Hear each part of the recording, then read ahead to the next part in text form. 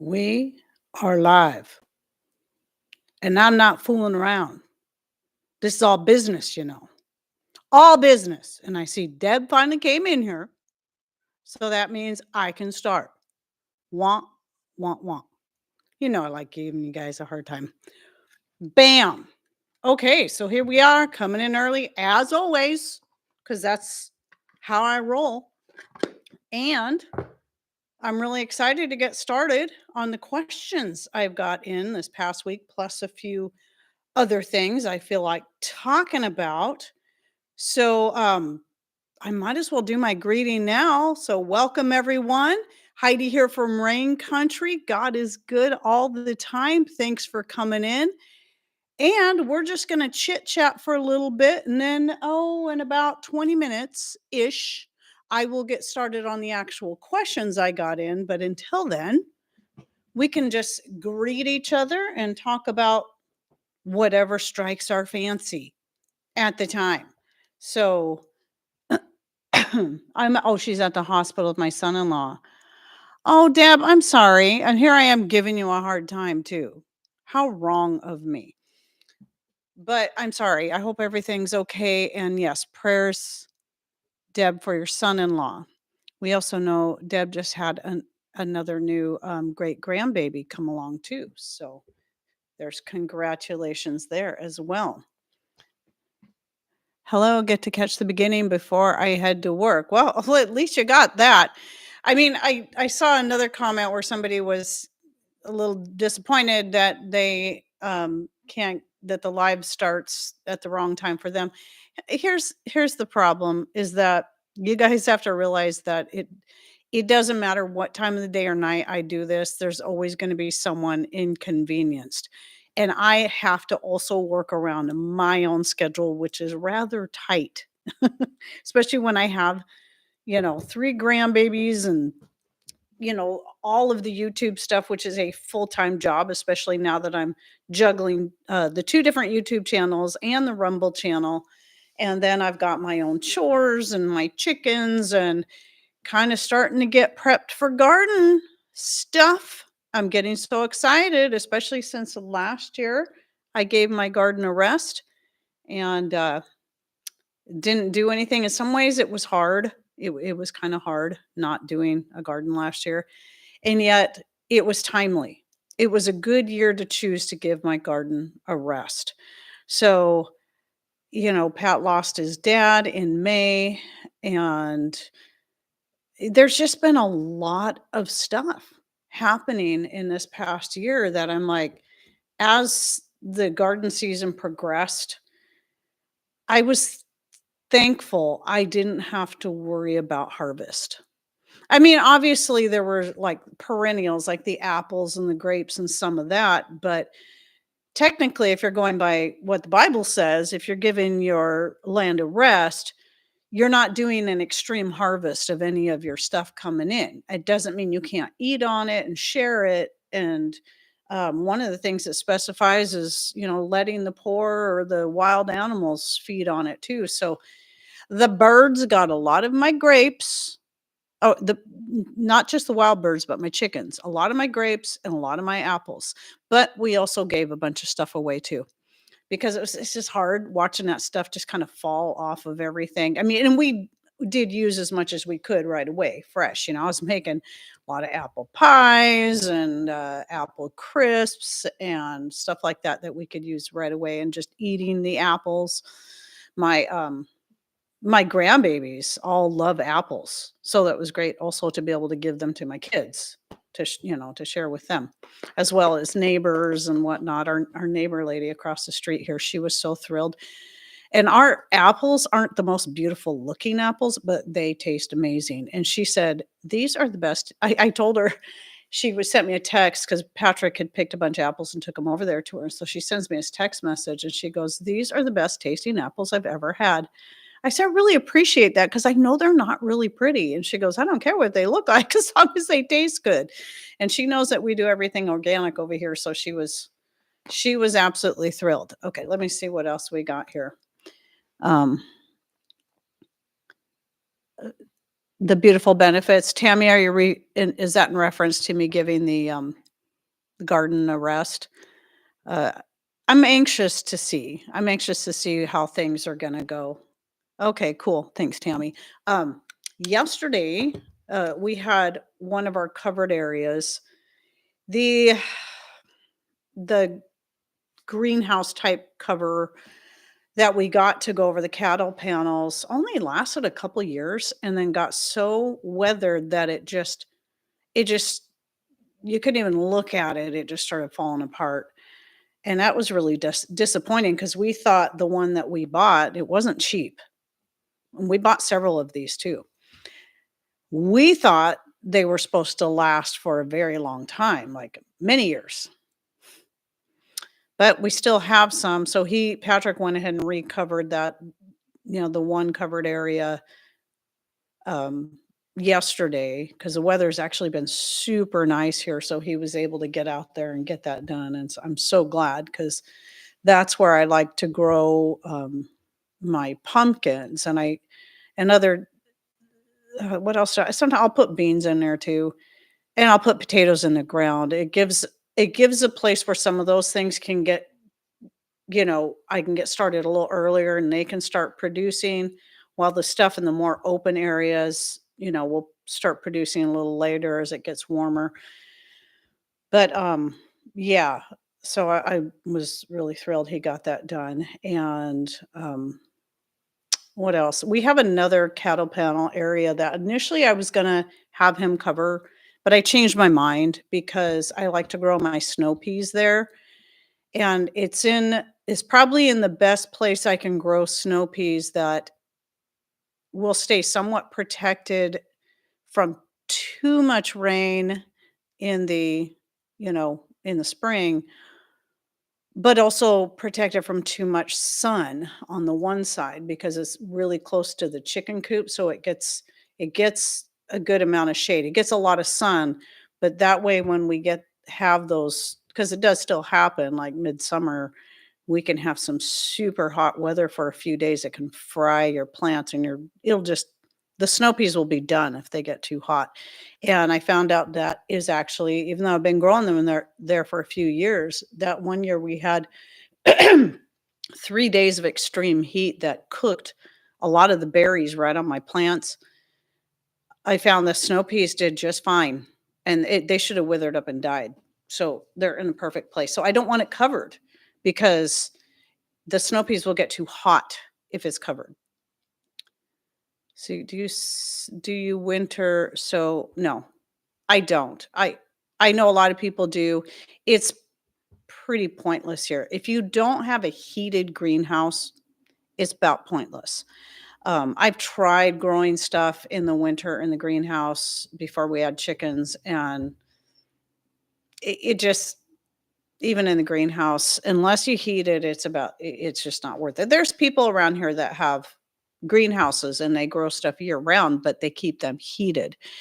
And when we first well, we've been gardening off and on since we were first married, but the thing is, we didn't get serious about really wanting to crack down and grow a lot of our own food until 20 2010, 2012, somewhere around in there. I cannot remember.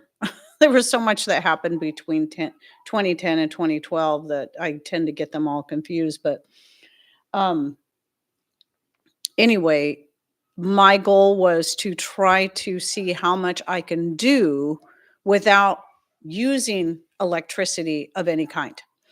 So, not solar power, none of that. So, it's just like how I start seeds. It's why I never use grow lights or added heat, like heating pads or anything like that, to start my tomatoes and peppers. Never. Because it just I gotta learn I had to be able to learn how to do that because what if we don't have electricity to get these things started? What if I don't have electricity to keep my greenhouse hot during the winter?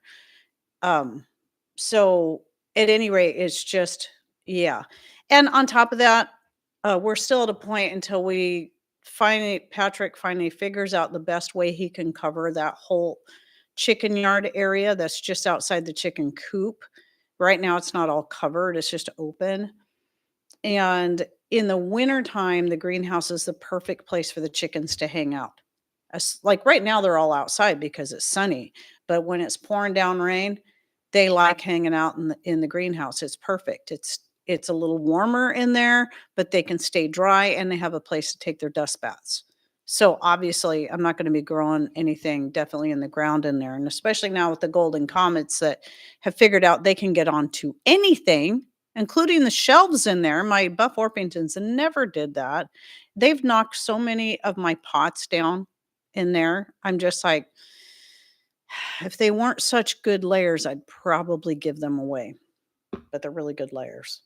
So I'm going to keep them for a while. But anyway, yeah, so we're kind of, we're gearing up. We're working towards that.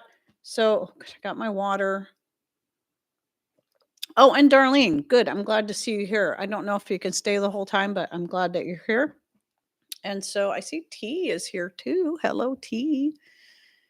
I know I had some more stuff that I wanted to kind of chat about a bit before I got. Well, that I'm going to talk about later. I wrote myself a note to make sure I turn off the heat in this room. And though, yes, most of our house is heated with wood heat, in the coldest part of winter, this room, the wood stove is on the other side of this wall. And like I said before, the chimney is right over there. That's where the fireplace is, that brick piece that comes out. So that's on the other side. And the heat does not travel back here very well. So if it gets really chilly, I'll turn the heat on low just to keep things from freezing in here. But I hate it when I forget and I'm in here shooting a video and then all of a sudden that heater up there comes on. And I'm like, doggone it. We're in the middle of a live show. So I remembered to turn it off this time. And yes, it is a little chilly in here, but I'm okay. It seemed like there was something else. I have all these questions I will be getting to in a few minutes.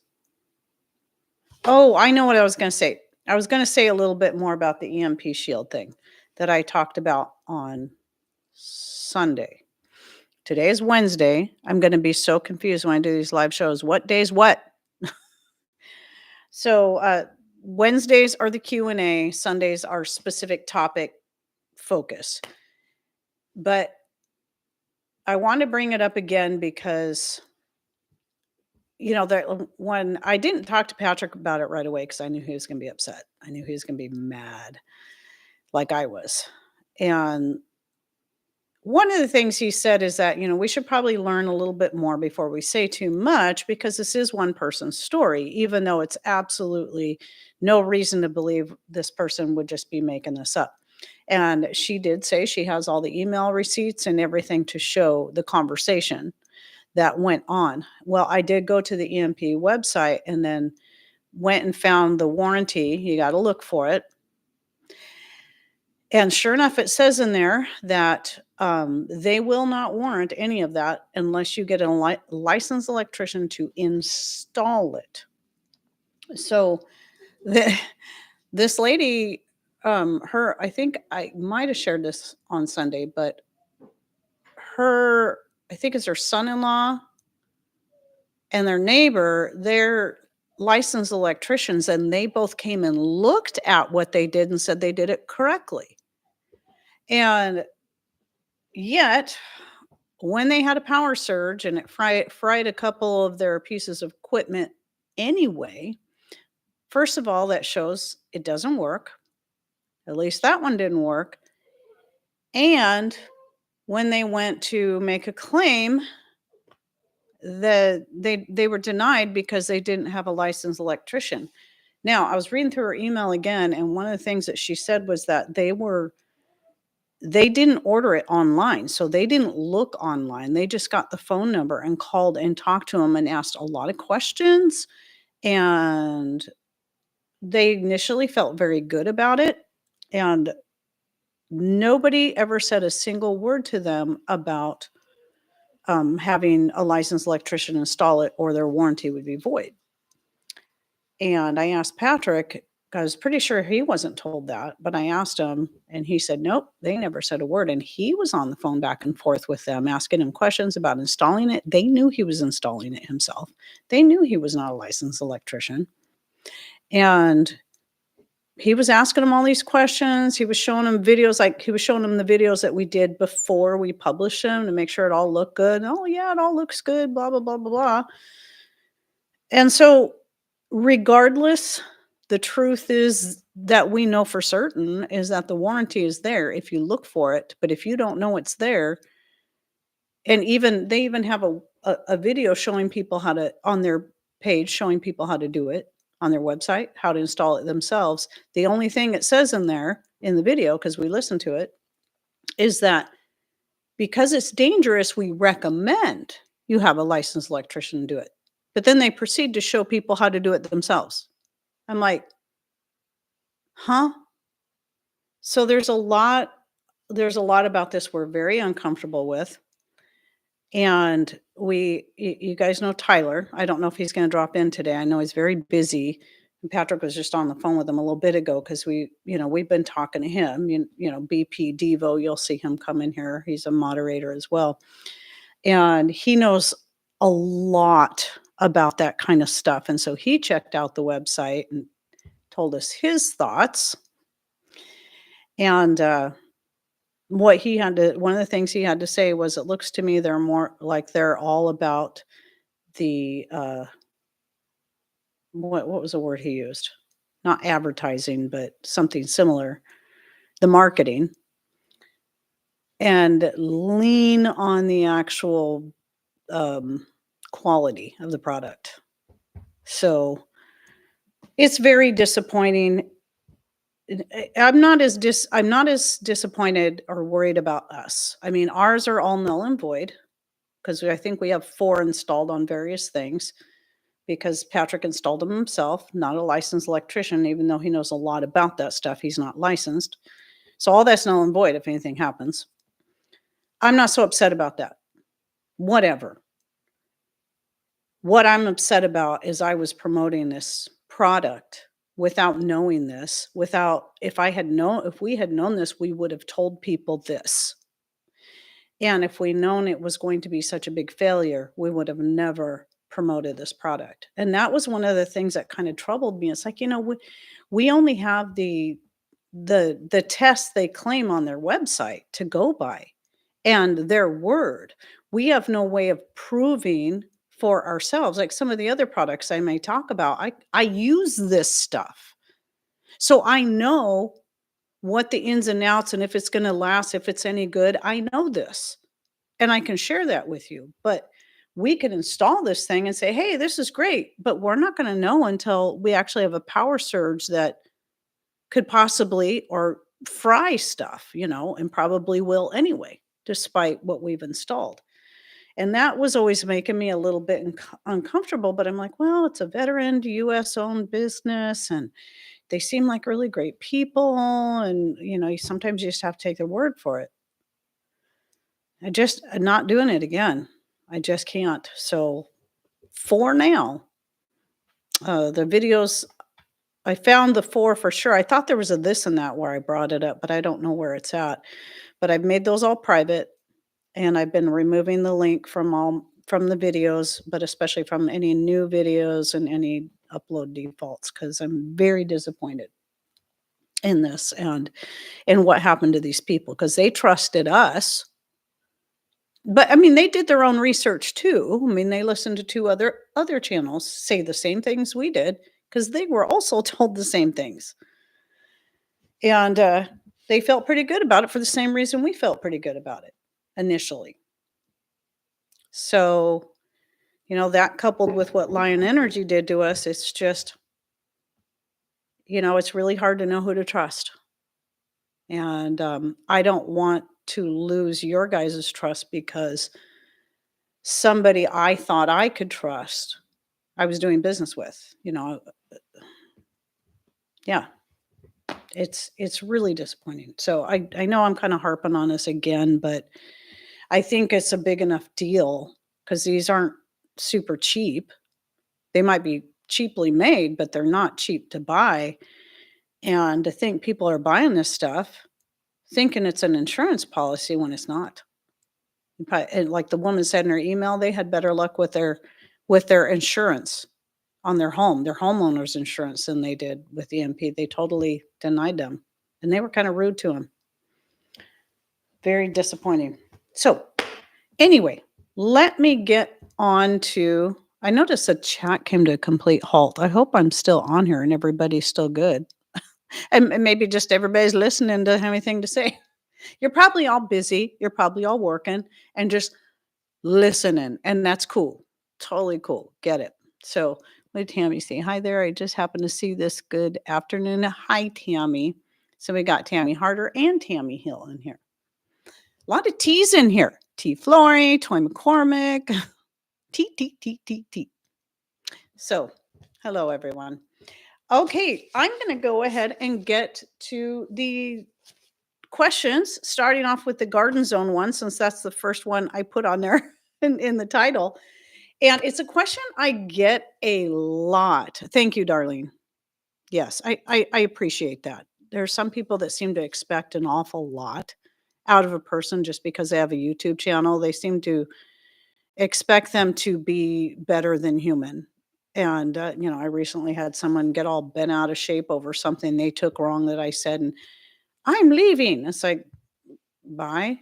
Okay, whatever. You don't want to approach me one on one. You don't want to email me and say, so I can at least kind of talk through what they may have heard wrong. But anyway, I'm getting off subject. So there'll always be people like that. Sometimes I think some people just want a reason to hate you, no matter what it is. So then anything you do wrong because you're human is definitely going to be used against you. Sounds familiar, doesn't it? So anyway, the garden zone thing. So a lot of people will ask me, especially those people who are new to gardening, they'll, whenever I'm talking gardening related anything, doesn't matter what it is, starting seeds or growing this or growing that, they always want to know, well, what zone are you in? That would really help. Well, I think I had the same misunderstanding when I first was getting serious about the gardening. We have this tendency to think that, oh, if somebody can grow this in their zone, that means it'll grow for me. But that's not how it works. There's a difference between climate and zone.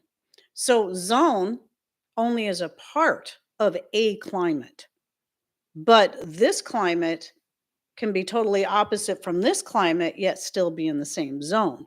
So, zone is only in reference to hardiness.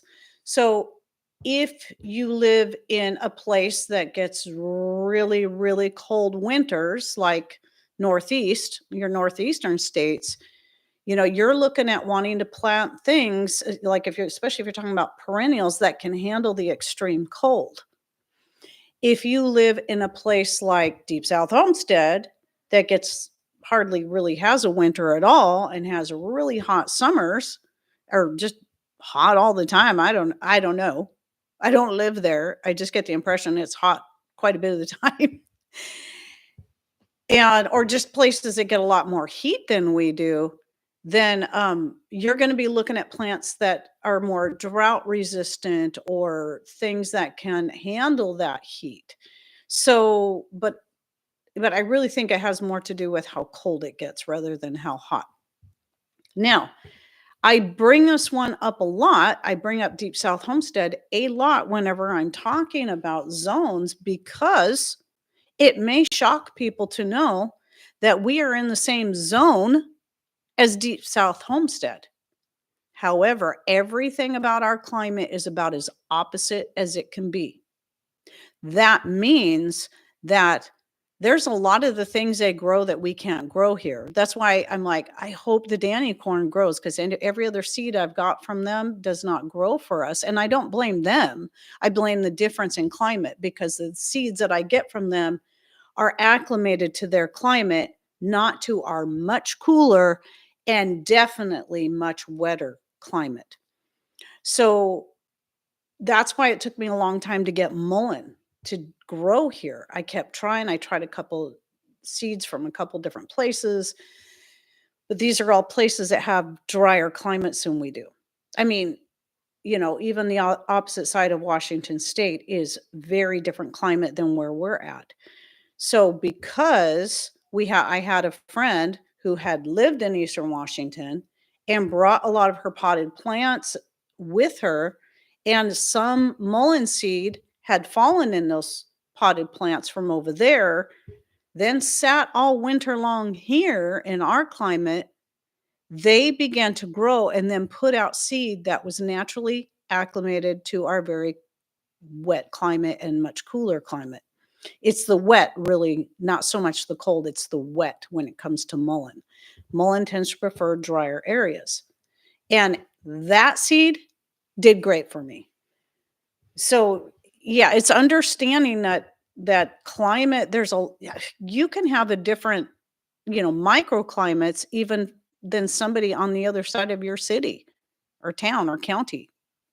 I mean, where we live in our own county, we have a town there's a little town called well, it's not little compared to here.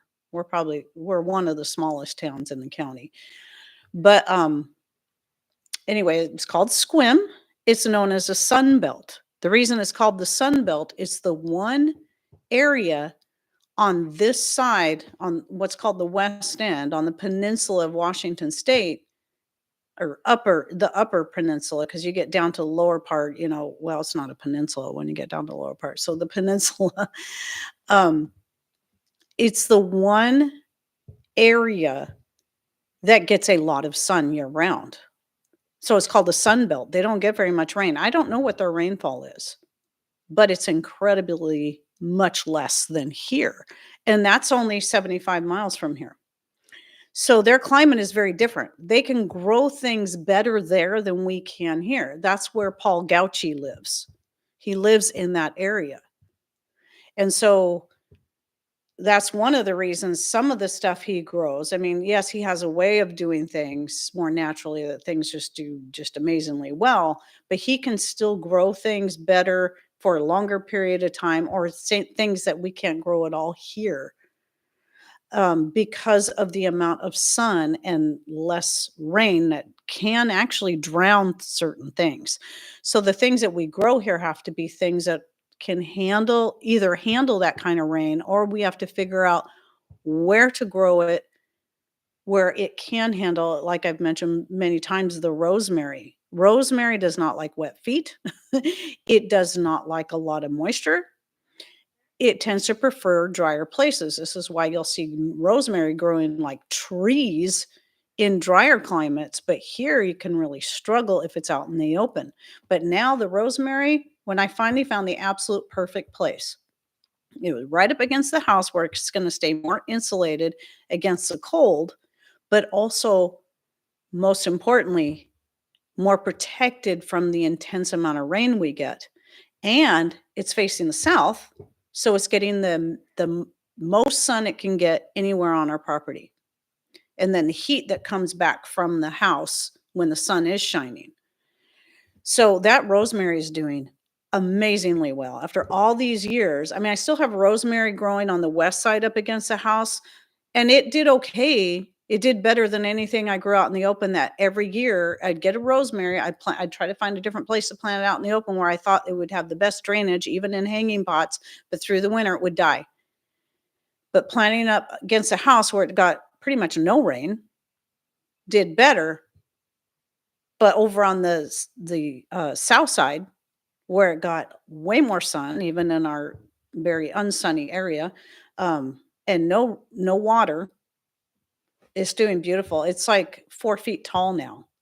I couldn't believe it, because even just since, because I didn't do anything with it. I did harvest a little bit to use right away when I was making my rosemary extract with the honey and wine, and that's pretty much all I did with it, because I have a whole bunch of rosemary still preserved from previous years.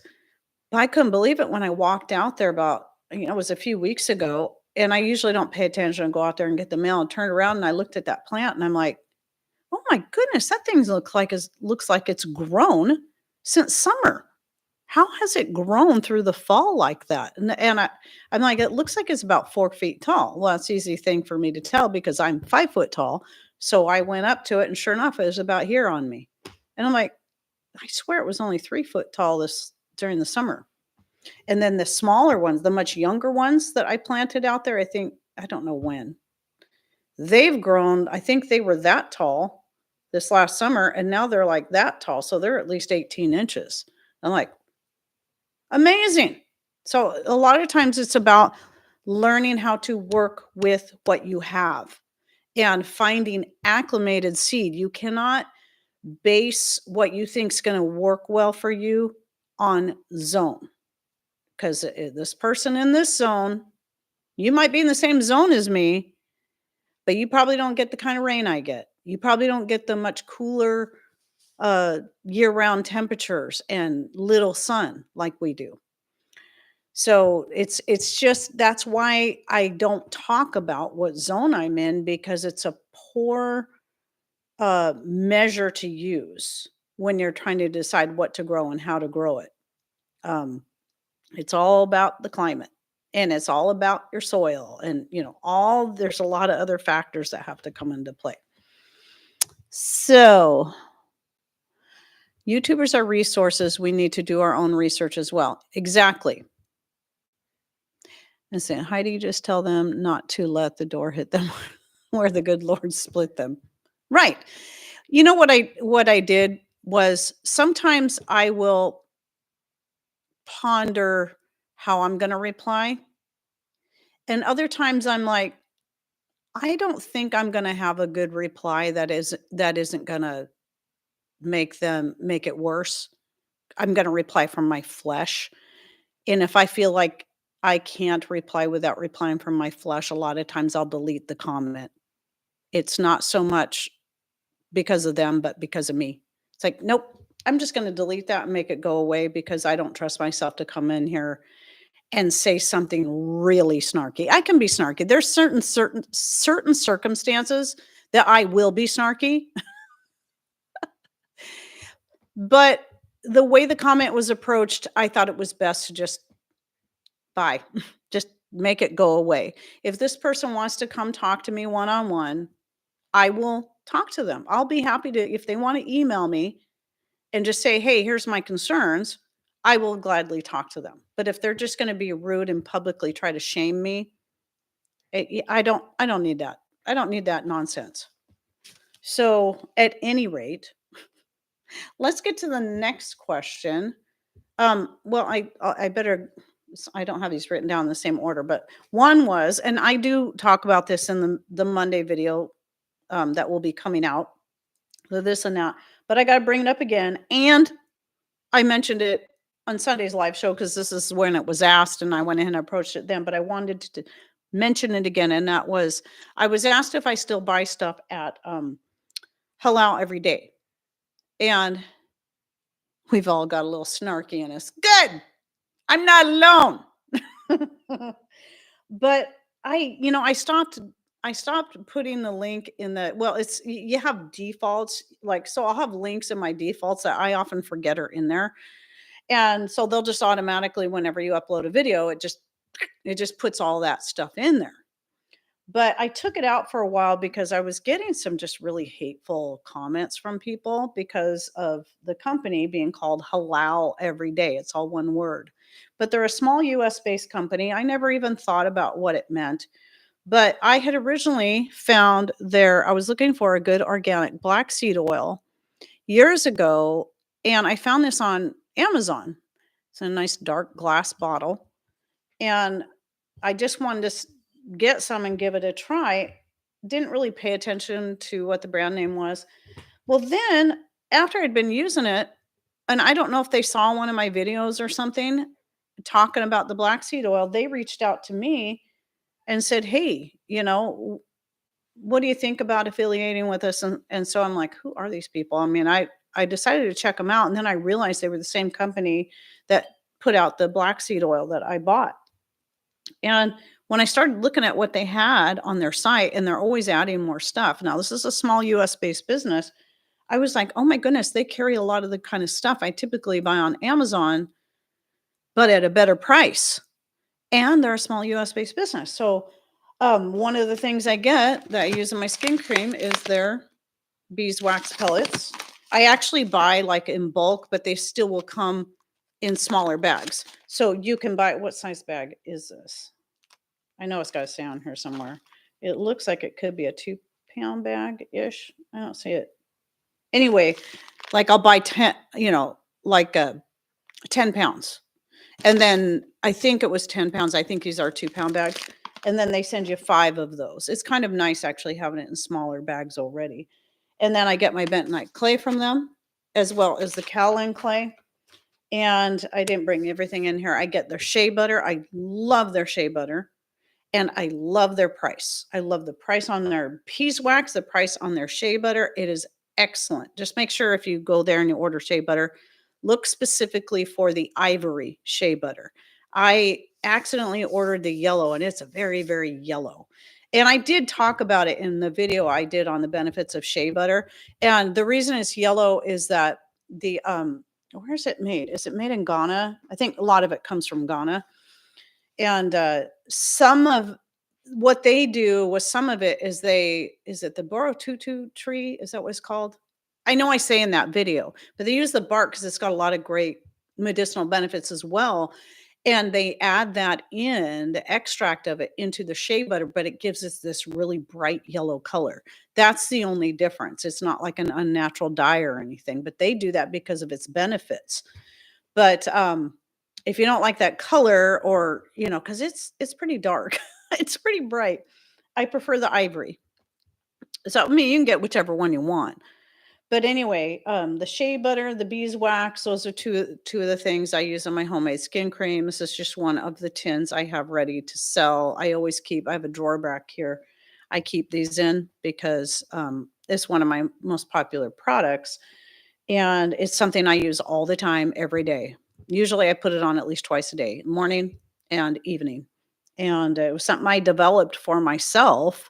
And then people wanted to start trying it out. And so then I came up with a few different, the recipe's the same base ingredients, but I'll have a few different, like this one has the ylang ylang, frankincense, and grapefruit with a little bit of vanilla essential oil. I have a lavender one. I have the rose geranium vanilla. And then I just have an unscented for those who have sensitive skin and can't have the essential oils at all. But yeah, halal every day. The link is in the description. You'll want to go to that link because when you go through that link, you automatically get a 15% discount. I use that link all the time so I not only get a good price on the products, I get the 15% discount as well. So I've been very happy with them. And yeah, I just stopped talking about them for a while because I had getting so much hate from a few people. And I'm like, why am I letting a few people decide what I can and cannot talk about? Excuse me. This is my own homemade lip balm. I used to sell these too, and I stopped doing it. I didn't realize until I was rearranging my drawers over here, because I keep a lot of our product in here, that I still had a lot of these lip balms. And I'm like, cool. Now I was thinking I'm gonna need more of these. I don't typically use them around the house because I use my skin cream. I have a little jar of my own skin cream. I use that as my lip balm. But it's kind of nice having this in here. So, but I needed more for my purse because my purse is getting low, the stuff I carry in there. So I was really glad to find that bag full of them with a bunch of different flavors. I have cinnamon, vanilla. This one's wintergreen. I got lemon. But yeah, I don't make them to sell anymore. The only thing I make to sell anymore as far as that kind of product is the skin cream. So anyway, yes, that's where I get those kind of products. Now I still get my coconut oil. I don't think they even carry coconut oil. But I get my coconut oil from well, I've got some from Azure Standard. I'd like to keep buying from them for the the non the refined coconut oil. So where the coconut smell and flavors removed, I prefer that for making soap. It hardens up quicker, and for frying potatoes in and stuff like that. And then I get the unrefined coconut oil at Costco because they have the best price on unrefined, and that also goes in my homemade skin cream.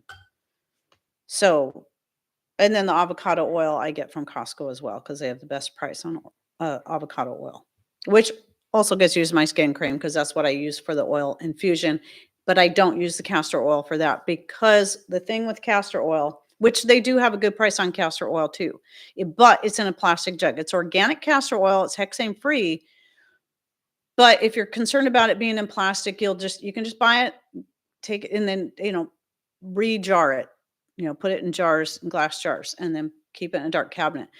What a lot of people who get on the whole glass castor oil and glass thing, you should only buy it in glass, probably don't realize is most of that castor oil you buy in the glass bottles was actually shipped in plastic, drums and then repackaged into glass. So, you can then take the castor oil and repackage it into glass if it's a problem. But a lot of people don't realize that. Somebody told me they actually called one of these companies and asked them, it's like, "Oh, it's shipped in plastic drums," and I did a little research, and sure enough, I think there are some that's shipped in steel, but yeah, not everything we use is grown in the USA. We have to choose if we want to buy foreign grown or find a substitute. Yep. Yep. Well, and one of the things I was recently, um, yeah, here's the thing. Before I go into this, is the U.S. based companies, small U.S. based companies. A lot of times, the stuff they get is still comes from other countries, but like Linda was saying, there's going to be stuff that you're not going to be able to find grown or made in the US. You're just not. So the next best thing is to at least support a small US based business that sells this stuff like Cocoa Stripes, who I always have in my um, description because that's where I get my little silicone bags. They're all made in China, but at least I can support a small US based business doing that. Same thing with these little silicone liners for mason jars that I keep talking about. Um, I found out that Azure Standard sells these same exact ones, and they're a little bit better price. So now I'm going to start getting them from Azure Standard because I'm going to get more of the wide mouth ones. I have a lot of uses for these, but I can pretty sure that they're all made in China. When it comes to silicone and stainless steel, almost all of it is made in China. When it comes to anything with electronics, all of it is made in China. Or like with, let's say, the Excalibur. They say it's made in the US, it's put together in the US, but when it comes to electronics, that's made in China. So it's just the way it is. There's hardly any getting away from it. So I just figure I'd rather just go ahead and not worry as much about that at least when it comes to certain things, because I know how near impossible it is to find certain things like that made in the US. So then I'll just look at supporting a company whose values I agree with, or, at least as a small US based business. So I would rather buy these from Azure Standard than Amazon in that case. I just wish I would have thought to look there first. I didn't even know. In fact, I put a link to them at Azure Standard down below the silicone, these things. I just didn't even think to look. They just have so much stuff I don't even think to look for there. So I was surprised. And with that in mind, talking about those, I wanted to show you that the other thing they work on, this is a lid from a peanut butter jar. These peanut butter jar lids will fit on your regular mouth jars. And that silicone liner fits in there perfectly. So this is some Parmesan that me and Jackson and I grated up yesterday with I can't remember I keep thinking it was from the 70s, but it might be later than that.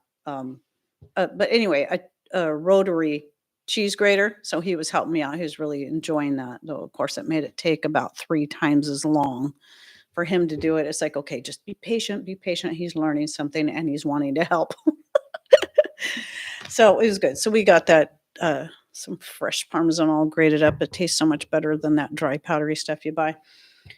And then I wanted to bring this up too, speaking of that, is that though I did show using these, not just in these these ball lids, they work really well in there, but you can use them in the craft lids. I showed this on the last live show. However, they can be a little bit fiddly trying to get it to work on the craft lids, but it would, because they totally cover the inside of the lid, and craft lids aren't necessarily food safe. it will protect the food that way. But I also still coat them with a little bit of beeswax anyway. But this one, you can just take a regular canning lid and kind of snap it into place. And usually they'll stay in there.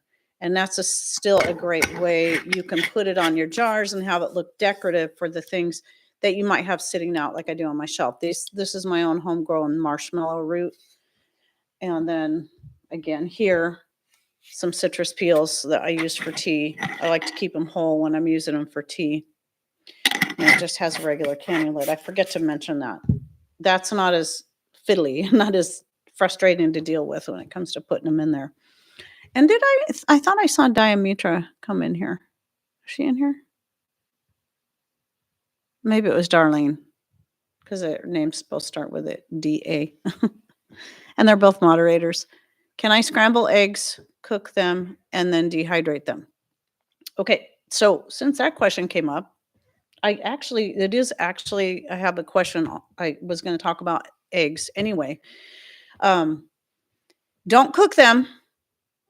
I have a video. You can find it on my main channel. So go Rain Country dehydrated eggs. And I have a video showing how I do it. I dehydrate it. I have found it to be my very favorite way to preserve excess eggs. And I do it on a low heat.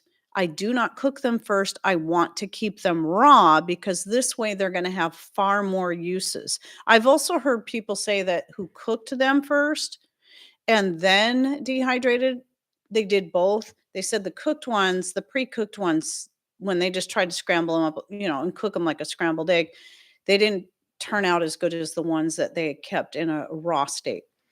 So I don't cook them because the whole purpose is not just being able to make scrambled eggs out of them, which actually turns out pretty good, but is so I can use them in baking. So I just mix a little water with them. And then I do give the ratios on that video somewhere. I always forget what it is. A lot of times, if I'm going to use it in baking, sometimes I have to go back to my video because I forget. Sometimes this is something I'll throw in there. And if I already got liquid ingredients in there anyway, I don't worry about what it is. But when you go to cook them though, they'll seem like at first like it's really, really watery, but then they'll start cooking up and they'll seem like regular scrambled eggs and they're pretty good. So it's my favorite way to put up eggs. And the reason I was going to bring this up anyway is because the price of eggs, I've heard, I don't know because I haven't had to buy eggs in probably close to 8 years now. I've heard they're pretty going sky high again. And if you have chickens or if you can find a good deal on eggs, I'd be putting them up. Even though I hardly ever need to use my dehydrated eggs, I try to remember to just because they're there, but I tend to forget because I've had for the past couple winters, I've had eggs of some sort coming in on a regular basis. And but dehydrating and putting them up, I have at least a good I don't know. Did I say I think a quart jar holds about 36 eggs? It's 30 to 36 eggs dehydrated. And I have a total of a gallon because I have 4 quarts like that dehydrated up. I think it's for $7 for 18 pack. Okay, I think I've heard that much for just a 12 pack. I'm sure it's all going to depend on your area. Where we are, things tend to be a lot more expensive because um, we're remote, so groceries are more expensive, and we only have one grocery store in town now, so there's no competition. Um, that's why a lot of people drive to Port Angeles or to Squim to go to the Costco, even though it's 75 miles away. But there's no competition here, so they can charge whatever they want for stuff at our local store. It used to be a little more competitive because we had another big grocery store, but the people that owned it retired and didn't want to do it anymore and just sold the building. And I think it's still sitting there unused. Or did they tear it down? Did they tear it? I think they tore it down recently. I just don't get out much. My daughter that lives in Everett said she had to pay $8 a dozen at the store the other day. Yeah, good gravy.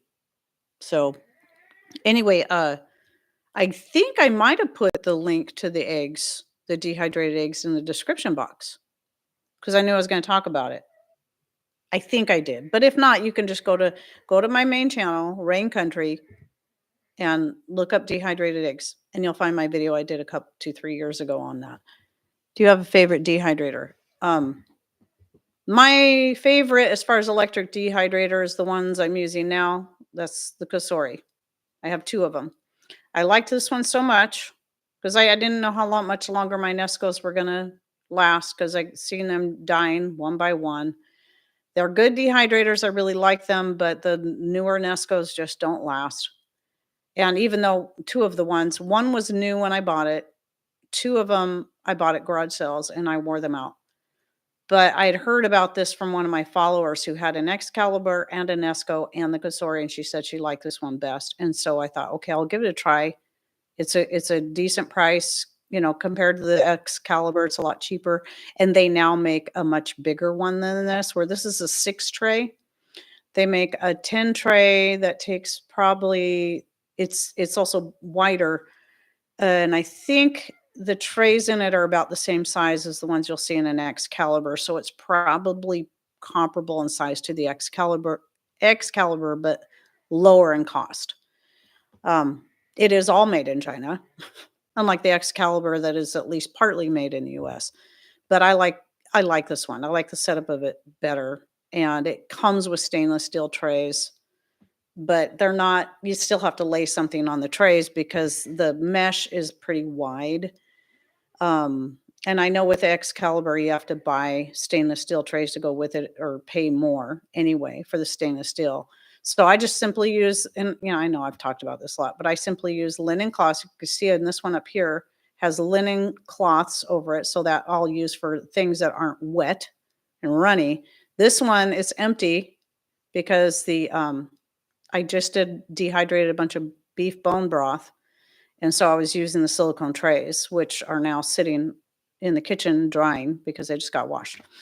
And then I'll put them back on the racks and stick them in there. So I like my Kasori. And then I have ways to dehydrate off grid during the winter. So I almost always have citrus peels on my off grid dehydrator that Patrick built for me. But I have videos on that too. So what did Carol say here at the store the other day? $14.99 for 30 pack. That is $5 for 10 eggs. Yes. Not bad compared to some prices, but that's still quite a bit. I only charge, well, some people probably think this is a lot, but for the considering what the price they are per dozen right now, I only charge $6 a dozen. The reason I charge that much is because I only use organic feed, which is going to be more expensive. But the feed that we get, though, it's all organic.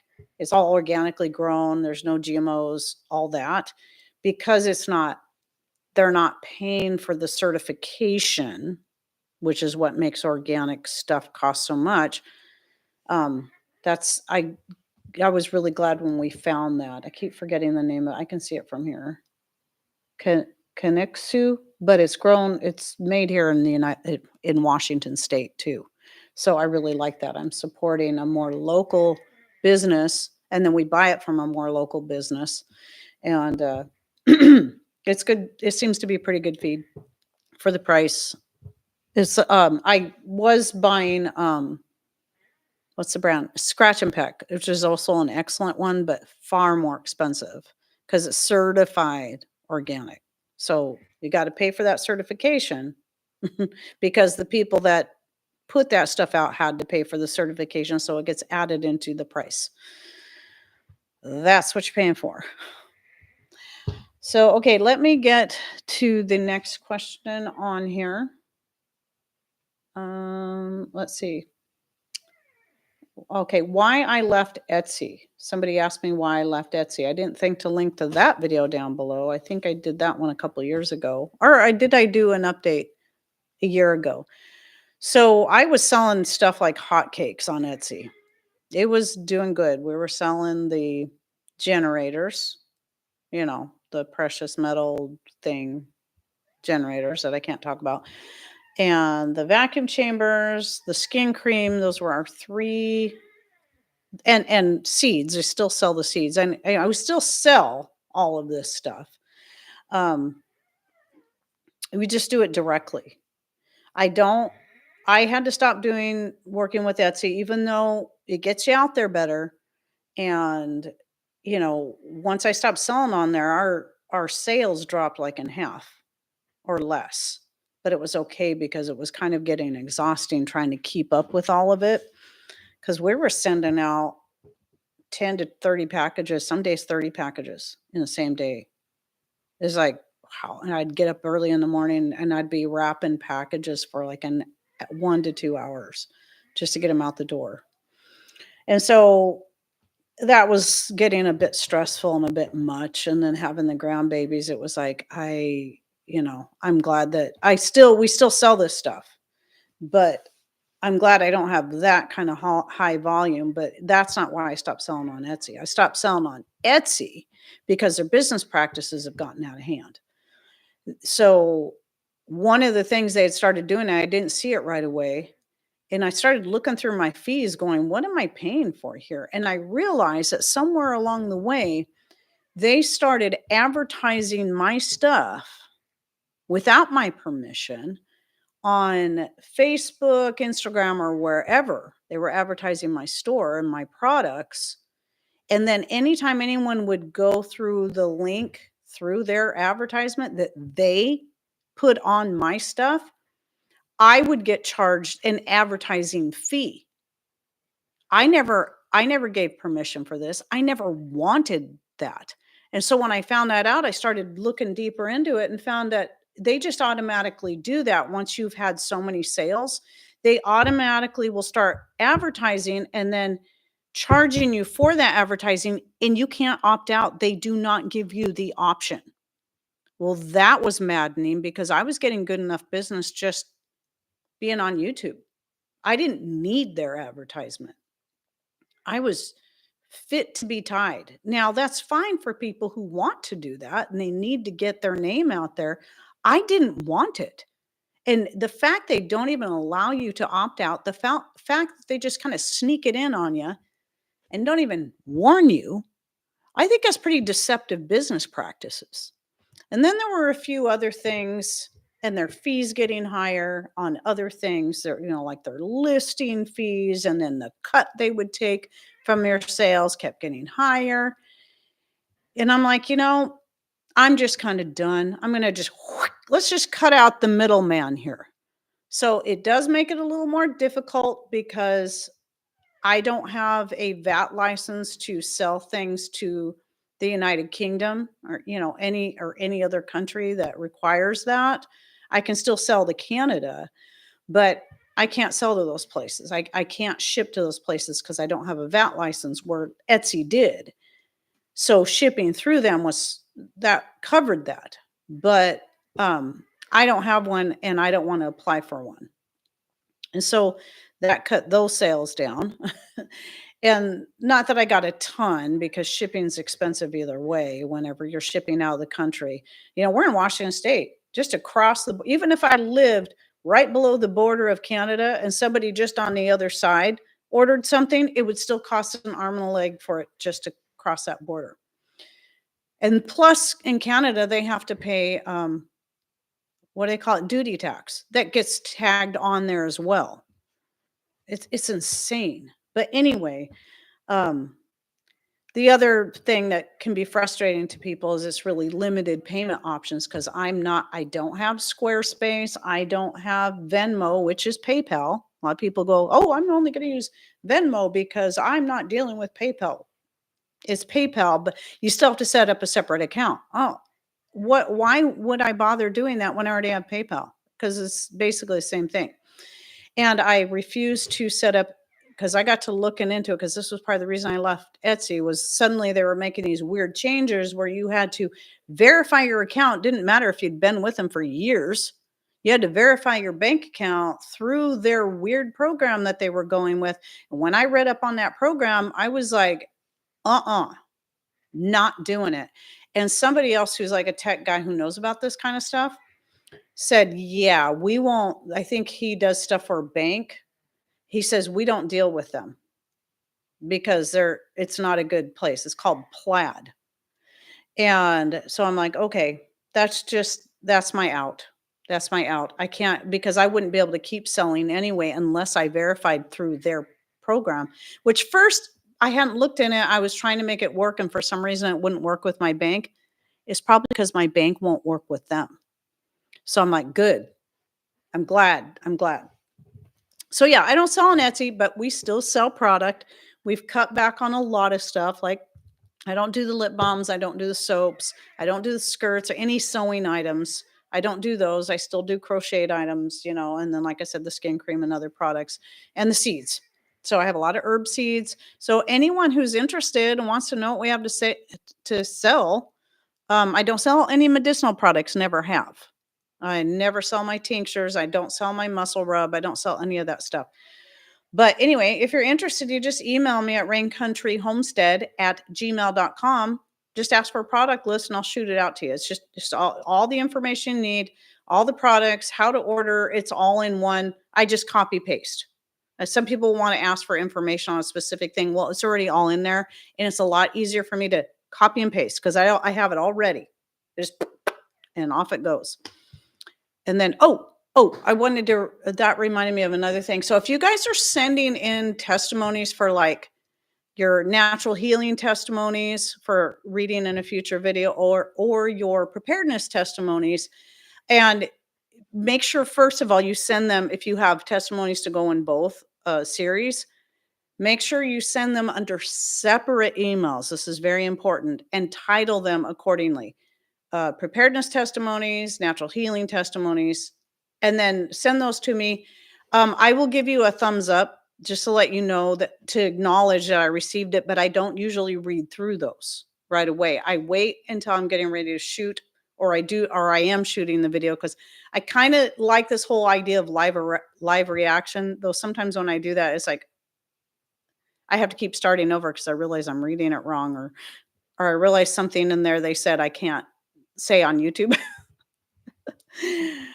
So anyway, yeah. So I try to have more of a live reading. So if there's something important you need to say, I might not see it until it could be months before I get to that particular one because I have quite a few, at least in the natural healing one.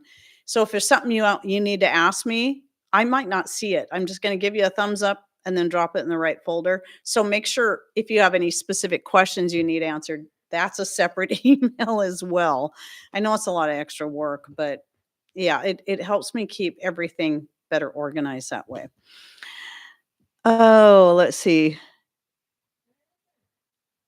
Um, yeah, have sometimes still bought stuff through Etsy. I don't very much anymore, but I will say Etsy can be a good place to buy seeds if you're trying to find seeds that are, grown organically and, heirloom and all that, but also looking for something more local. Someone who's growing, or maybe it doesn't even have to be local, but it's coming from a place that is growing this stuff in a climate similar to yours. At least that way you can have your chances are better at getting seeds that are going to do well for you. So, but the one thing, here's the funny thing. So, seeds coming from a place that's like dry, hot, and then trying to grow them in a place that's cold, wet, don't usually do good, but you can usually have better results the other way around. So people who live in the dry, hot place who've bought my seeds that were raised in a cold, wet environment, I've had a lot of people like Deb's one of them. She's in Florida, and so the seeds do really good for her. My seeds have done really good for her. So, and other people have said the same thing. I'm like, okay, well, that's kind of good to know. Should we be careful on testimonies and say, for instance, precious metal juice instead of Linda, what I do, you can say, I would say just be clear. Go ahead and be clear because what I do is I take those testimonies when I do find them. I do try to skim at least and look for keywords. So then I'll know, okay, this is something that should go in a Rumble only testimonies video because I've got a couple over there. I got one that's going to publish Friday, actually, on Rumble. Because this Friday, I've got a video that I had to take down because of that very thing that I discovered recently and then put it back up again. It's going to publish on Friday. I'm like, well, that's a perfect time to have on Rumble because I don't have to redo that over for Rumble because it's fine there. So that would be the perfect time for me to have a video published over there that I can't have published here. So I have my a natural healing testimonies video publishing this Friday over there that has that kind of stuff in it. You know, the two big ones are mentioned, the two big ones that have gotten me in trouble. That one and the other one that starts with a T. So, yeah. So those can only be found on Rumble. So if you're not subscribed to me on Rumble too, you need to be subscribed to me if you like in those natural remedy testimonies and you want to hear more about that kind of stuff. That's the only place you're going to be able to find it because it's not allowed here. So, anyway, let's see. I used to buy through iHerb, but they are expensive. So as far as buying herbs, even though this isn't one of the questions I was going to cover, I still have a lot more, by the way. But I get asked this question a lot. Now what I do is I always look on Azure Standard first, since I usually do now an order at least once a month. And if I'm wanting to try an herb that I'm not already growing, or if I need some more of a certain herb or spice that I don't or can't grow, I look there first and see if they have it and compare their price to either to my other two favorite places, which is Frontier Co-op and Anthony's Goods. Both have their main products, though they have their own sites. You can actually do better going through Amazon because I think it's shipped from Amazon anyway. At least the Anthony's Goods are. So even if you go and buy it from their site, it's still shipped out from Amazon. So that's the way a lot of these stores work because that works best for them for selling product. So a lot of people forget is that they might not like Jeff Bezos or whatever his name is. They might not like Amazon, but there's a lot of good, honest people that sell their handmade products through Amazon just like they do through Etsy. And Etsy isn't any better. They're kind of unscrupulous these days. Did I say that word right? Whatever, you know what I mean. Like the bowls, the pasta bowls, the handmade pasta bowls and mugs that I bought, they're absolutely beautiful. They're all handmade from a guy out of Utah. And I don't even think he has his website up and running. I don't think he's doing it anymore at all. But I got those through Amazon because that's where he mainly sold his product. And then the little I have a couple back there, but I'm not going to go grab them. The little spoon rests from a lady down in Oregon makes these by hand, and they're beautiful. She only really sells through Amazon. She has a website, but most of her sales go through Amazon. So just remember that. I mean, I understand why people like pull away from different things, but you just kind of got to look at the whole picture too. So your seeds grow in mid-Nebraska. Saved seeds and did better the next year, especially the ones that were volunteer. Oh, cool. Good to know. Very cool. So yeah, anyway, I should probably move on. Oh, did I say all that? So yeah, Anthony's Goods, Frontier Co-op, and then Azure Standard is where I look first. And Anthony's Goods has a better price typically than Frontier Co-op, but they don't have as much stuff as Frontier does. But I notice that all the time they're getting more and more and more stuff, and they don't just sell herbs and spices, and most of their stuff is organic, but they also have like your different gluten-free flours. You can even get do they have bentonite clay? I know they sell activated charcoal now if you're looking for that. So they have a lot of great stuff, and they have their own storefront on Amazon. So yeah, and I know I did a video where I linked to their specific storefronts and whatnot. But at any rate, let's move on to somebody was getting kind of frustrated because they can't figure out how to find my recent videos. Now, this would go for any YouTube channel. And part of the mistake that a lot of people make is they rely on their not subscription feed, their home feed. So if you're relying on your home feed to find videos, the home feed is really all about YouTube trying to throw new content at you. They might put a few new videos from someone you're subscribed to, but they'll also show you some of their old content. But they're also showing you totally different channels because they're trying to get you sucked into other channels. And so they can make money off of, yeah, Bezos, whatever his name is. I don't care. Bozo, maybe it's Bozo. It could be that. That works too. Um, but yeah, you can't rely on your home feed to show you your channels. You need to go to subscriptions. And even then, you cannot rely on that for YouTube to show you your favorite channels, most current videos. Sometimes those get hidden because that's happened with my videos with a lot of people. Even when they go to the subscription feed, my stuff is still not showing up in their feed. I've had so many people tell me this. So it's, intentionally being hidden in several different ways.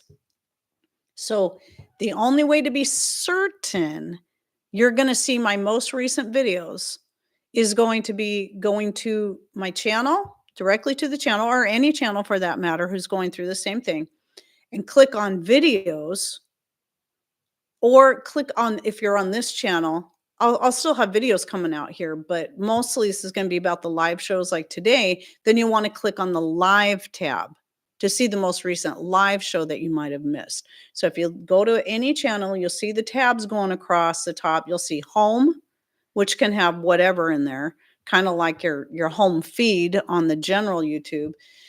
Then you'll see videos, then you'll see live, then you'll see playlists, and then community, and that's where you'll see my posts. So whenever I'm making an announcement, such as on my main channel announcing this live show, I put that in the community section. And that's how you can find those specific things. And on any channel on YouTube is how it works. In fact, that's how it works on Rumble too. Though I don't think Rumble has a community section yet. I hope they get one. And they don't have shorts. You can still put shorts up there, but they'll still be like this with the little thing right in the middle. I put a few over there just to see how they do. But anyway, yeah. So YouTube is getting, or Rumble's getting better all the time as far as their setup, but the pay is still. I was so excited when I made 37 cents yesterday. Big whoop.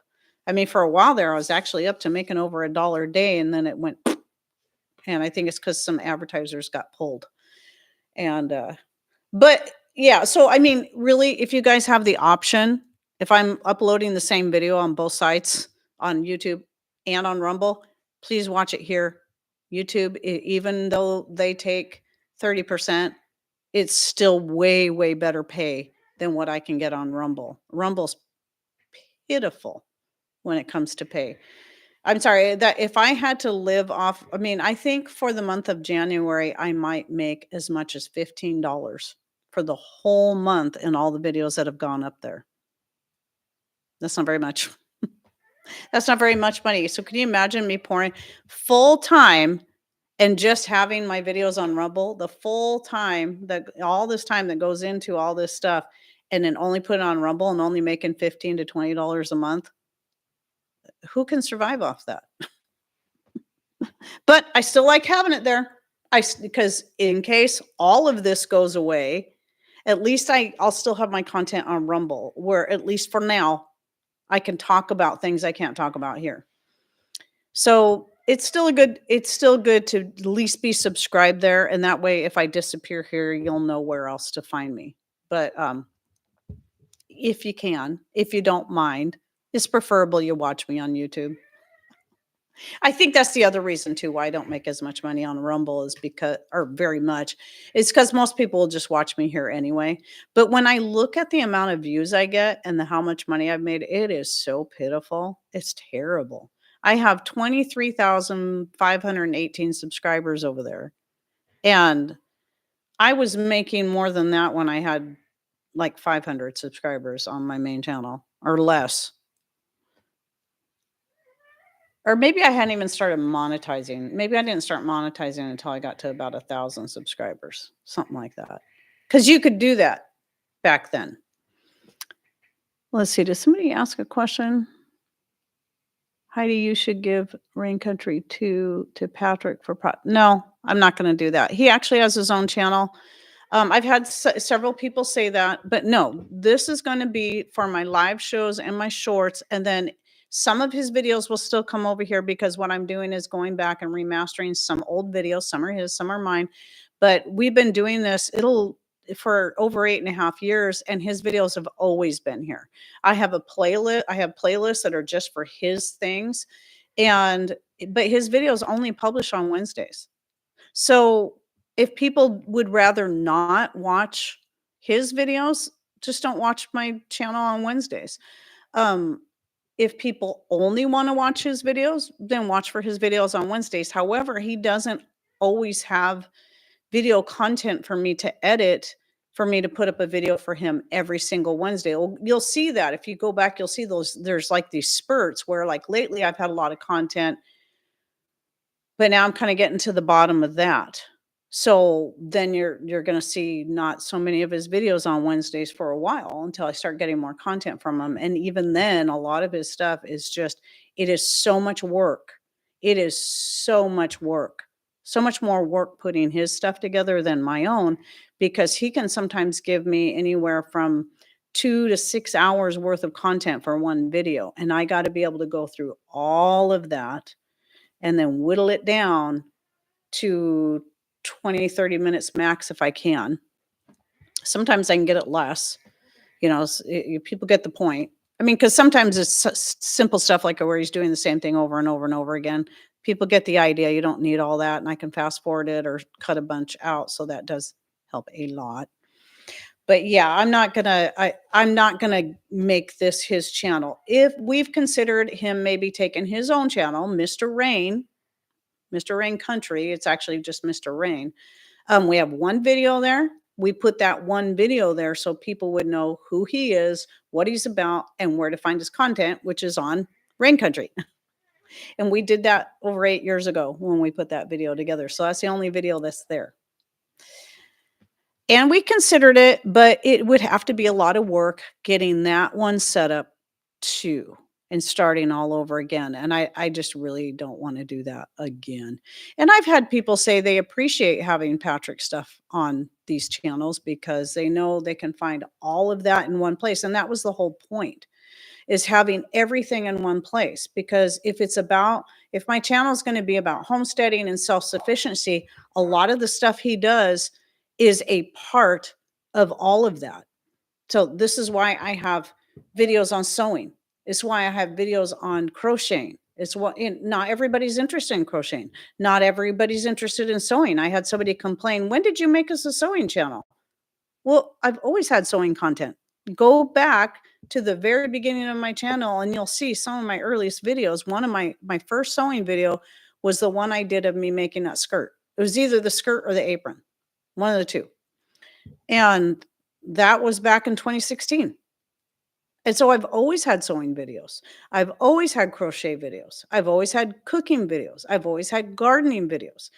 We try to get a little bit of everything that's involved in trying to be more self-sufficient, being more homesteady. Even if you don't have a big homestead, that's not what it's about. It's about being able to do what you can where you're at. And that's what we try to show people. It's about learning skills. And it doesn't matter if it's learning how to make your bread from scratch or learning how to work on an excavator. It all goes together and it's all part of one thing. And that's why, and I hope that I'm not sounding rude. I don't mean to sound rude.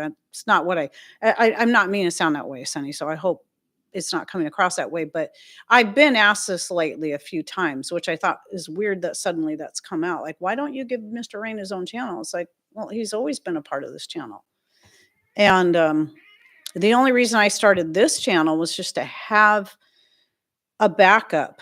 But then I decided, and I knew once I was able to get everything set up and get it fully monetized, that I would probably try to do something a little bit different, but it's still going to have a lot of similar kind of content. But the thing that's going to set it apart from my main channel is the live shows and the shorts. And then the occasional remastered video. And then maybe later down the road, maybe something else. We'll see. But and trust me, I have considered it, but I'm still gonna keep this be my live channel. Yeah. At least unless I have to get rid of the other one, or the other I'm not gonna get rid of it intentionally. If the other one just goes away and disappears somewhere because I've been deemed unworthy and they put the hammer down on me, then all that same content's gonna come over here, except for what's not allowed, of course. That will go over to Rumble. Uh, how do you prep your eggshells? Okay, so I simply rinse them off in hot water and let them dry. Now, if you're concerned about salmonella, stick them on a cookie sheet and bake them at 200 degrees for about 10 minutes or so. But don't trust my word on that. Look it up. That's the number that comes to my head, and I could be wrong. That's what I remember anyway. But I've never done that. I just rinse them. They're already been washed on the outside because I washed them before because I like to get them all washed up and put them in the fridge, and I know those ones are ready to use. And I store them in the fridge after I wash them because you should. You don't have to store them in the fridge if they're not washed, but they're still, because they can last for quite a while unwashed. Um, anyway, but then after I crack them and use them, then I'll rinse the inside out. I don't worry about it, but if you are worried about it, and I understandably so, just bake them and then powder them up however you need. And remember, it's not just calcium; it's magnesium, phosphorus, and potassium. Lots of minerals in there. I watched Danny and Wanda's video this morning, and they are dealing with the snow. Oh, they are. I'm in Minnesota, and I chuckled because Wanda was so worried about the cows being too cold. Well, but the thing is, when the animals aren't just like with us. So I grew up in Wenatchee, hot, hot, dry summers, and then came here, and I've lived here since '88. And then as an adult I was an adult when I came here. I was 22. But then years later, like our kids were maybe about 12 and 15, something like that. We went that way to go to Creation Fest at the Gorge, and it was hot. It was so hot. Thankfully, it was dry, but it was hot. And I realized I am not used to this hot weather anymore. I'm used to forks. I'm used to the cool. So it was a little tough because I mean that's what I grew up into. I never thought about it being that hot. So there's an acclimation process. So it could be the cows might be a little cold if they're not used to snow. Ice cream, cold cow. There we go. Soft ice cream. Oh, funny. You guys make me laugh. It's part of the reason why I enjoy this so much because I get the interaction. You guys are so funny. Okay. So did I finish answering the question in recent videos? Okay, where I get this king. Okay, the wood stove recommendations. I did kind of cover this a little bit on the last live show, but I can't really recommend a wood stove because I only know what I use. Ours is the Quadrifire. It was the last wood stove we bought, and I absolutely love it because we got the biggest one we could fit into that arched. If you've seen any, in fact, I think I might have put a video down below on my off-grid kitchen that I shot last winter. And I show all that in there. So if you want to go check that out, you might enjoy that. I always talk about how I use that stovetop to cook and bake with. Since it's not a cook stove, it's just a wood stove. But I wanted one with a very, very flat top, no step top, none of that, where I'd have as much space as possible to cook on and heat water on, make coffee, tea, etc. And that thing has just served all of my needs. However, one thing I'll say, as much as I love that wood stove, and again, I did say this on Sunday, is that the handle wears out quickly. We're in and out, stoking that thing all the time, and it just wears out quickly, and it doesn't. When that happens, you can't get it to seal up tight, and then the fires burn. It goes through wood too fast.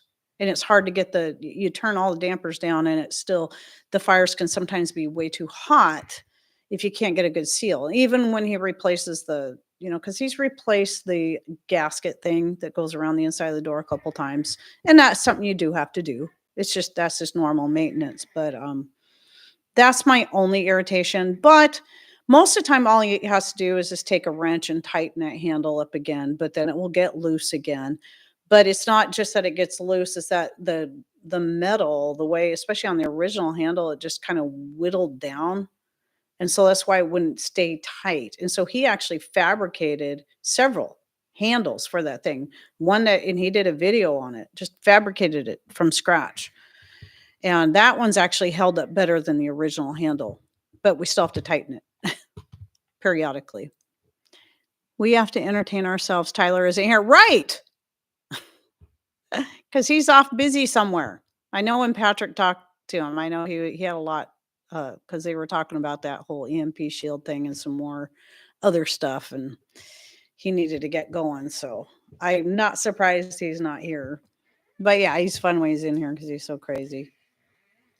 So anyway, yeah, so I'd look around.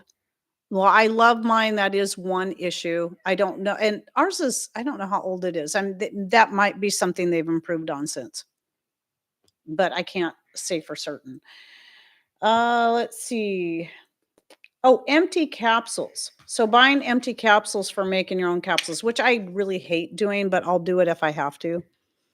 It's one way you can, if you don't like certain herbs and spices in a tea, you don't want a tincture. If you want something in capsule form, you can powder any of your medicinal herbs and put them in capsule form. These greener, I just have a few in there. The ones that look more green, I don't know if you can tell. Right there is one. Those are powdered, I think, valerian, or not valerian. Well, it might have valerian leaf in there, but catmint and feverfew that I powdered up and put into a capsule form. Just try it that way. And the other one is turmeric, black pepper, and I think ginger. I made these to be pain relief capsules just so we could try for something different. Mostly for Patrick, since not always does the extract I make, the pain extract, work as well for him as it does for me. And sometimes these are more helpful. I still hate making them, but so I put in the description box a link to the last capsules I bought, which will probably still last me forever because I don't do this very often. But somebody told me you can also get them from Azure Standard. So I looked it up and found it looks like pretty much the same exact ones, same amount, same size, and they're just well, the price is the same. They're a few cents cheaper on Azure Standard. But of course, you're going to pay shipping on that if you're depending on how, what all you're ordering, but it's pretty lightweight. You can put eggshells in capsules too. I've done that as well. I have capsules that have eggshells in them, but I don't even do that just because the capsules cost money and I find them to be a pain to have to make. And so with the eggshells, I just put it in a little glass of water or juice or some leftover herbal tea from the night before, just a little bit, like a shot, and then take about a teaspoon of the eggshell powder and throw it in there, swish it around really good, and then just drink it down fast. That's how I do it. So it's pretty easy to take, and I'm not wasting money on capsules or the time it takes to fill them. So, yes, people, thumbs up. I'm still laughing at Tammy Hill's comment about entertaining ourselves. You guys just go right ahead. You love the diversity of both of us. I hope Sunny isn't upset. I hope you're not upset what I said earlier, Sunny, because I wasn't angry or offended, and I hope I didn't say any. Sometimes I say things and it comes out in a way I don't mean it to come out. So I apologize when that happens. Usually what you're seeing is I'm thinking about the past and the way some people have approached me on certain topics, just like the honey metal thing. And that poor lady thought I was putting her down when I wasn't. It was more about the people that would that come in and they want to lecture you about how you should not do this or that. Rawr, rawr, rawr. Like they know everything when they're wrong. And it's like, before you lecture people about something, maybe you should understand all the facts. So sometimes that's what you see coming out, not me trying to not me trying to be rude to the person asking an honest question. So I apologize if I'm that way or I come across that way. Let's see. But I like how you use common sense. Thank you. I try to use common sense. I try to be common sense. It's not that I don't get a little silly and goofy and sometimes just do dumb things, though. I mean, because I'm human. Let's see. Somebody asked what brand my stoneware cookie sheets are. Mine are Pampered Chef, only because I really wanted some stoneware and I was supporting a friend, but I don't buy from MLMs at all anymore. So I'm sure if you can, and they're good, but I'm sure you can find some that are just as good somewhere else when it comes to finding some good stoneware cookie sheets and not pay near as much money, because you have to remember anything that's multi-level marketing, you're always going to pay way more, not because it's quality. You're paying way more because you have to pay all the downlines and uplines and this, that, and the other thing. Because there's all these people that got to make money off of that product. So you got the upline, and then you have all the various levels. It is a pyramid scheme, despite the fact that they try to deny that's what it is. That's what multi-level marketing is. And the people that really get hurt out of it are the ones at the bottom. It's really a predatory practice, and the ones that are on the bottom, they go in there with high hopes. They think they're going to do well. They get push, push, push, push, push, and when they can't make it, they feel like a failure. But all of their money is going up line, and they usually make very little. You got to get in early on those things if you want to, when they first get off the ground, you have to get on the ground level and start immediately if you want to be one that actually makes money. But then you're making money off of other people who are not. So I really don't. That's why I don't support certain essential oil companies. Um, they're no better than Now Foods. I've tested them myself, as far as tried them out. I can't say I've done tests on them to see if one's, any kind of scientific test, but tested them in the form of tried some of them. And I there's the one that I tried. I didn't try both of them. I just tried one brand because I just put it out there. This was years ago. Who's selling essential oils? I wanted to try some. I thought I'd give it a try because I'd heard all this good, advertisement about it. And when I compared them to the Now Foods oil, which was the only essential oils I had ever heard of years, and they've been around longer than any of those, by the way, any of them, I didn't like them as much. People say, "Oh, they're so much stronger." No, they're not. Side by side test, no, they're not. And I found that I like the Now Foods, the scent of a lot of them much better than these expensive multi-level marketing brands. And then in this, about a year ago, I really started learning more about how these companies work. And I'm like, never again will I support them. So there's a lot of great essential, and I'll be going. I did do a video sometime this last year, maybe about 8 months ago, about my thoughts on essential oils and brands. But I think in one of my live shows soon, I'm going to be going over essential oils again and my favorite ones to use. The top 10, my top 10. I have my top 5 and then top 10. Top 5 for those who are just getting started, want to get a few in their medicine cabinet, and then 10 if they want to expand out, and then talking a little bit about how I use them. I don't take them internally other than the ones like peppermint and citrus oils that I use for a little bit of flavoring, like in my homemade chocolate. That's it. Everything else only gets used topically, and I don't diffuse. So I'll go into more of that, and I think it might be this coming Sunday. I might do that topic then, or I'll. I don't know. I have a couple ideas. I haven't decided which one I want to do yet. So let's see. I really like, I do too. I feel very good about it. And they're coming out for those who are really concerned. I don't think it's as important with essential oils, but those who are concerned about getting organically, essential oils from organically grown stuff, they are getting more that are organic. So that's cool too. But a lot of people don't understand, well, why are they so cheap in comparison? Well, it's because one, they've been around for much longer. Now Foods, the company has been around for way longer. So they were already an established health-based company. And then they started getting into making and selling the essential oils before even the oldest multi-level marketing that company that claims they were the groundbreakers. They're not. It was Now Foods. And they started Now Foods was doing the essential oils before this certain company that I will you guys probably know who I'm talking about, but I just don't want to say it. And but because of that, they're already a well-established business that can afford to purchase the material in bulk, the quality material in bulk, and then process it themselves.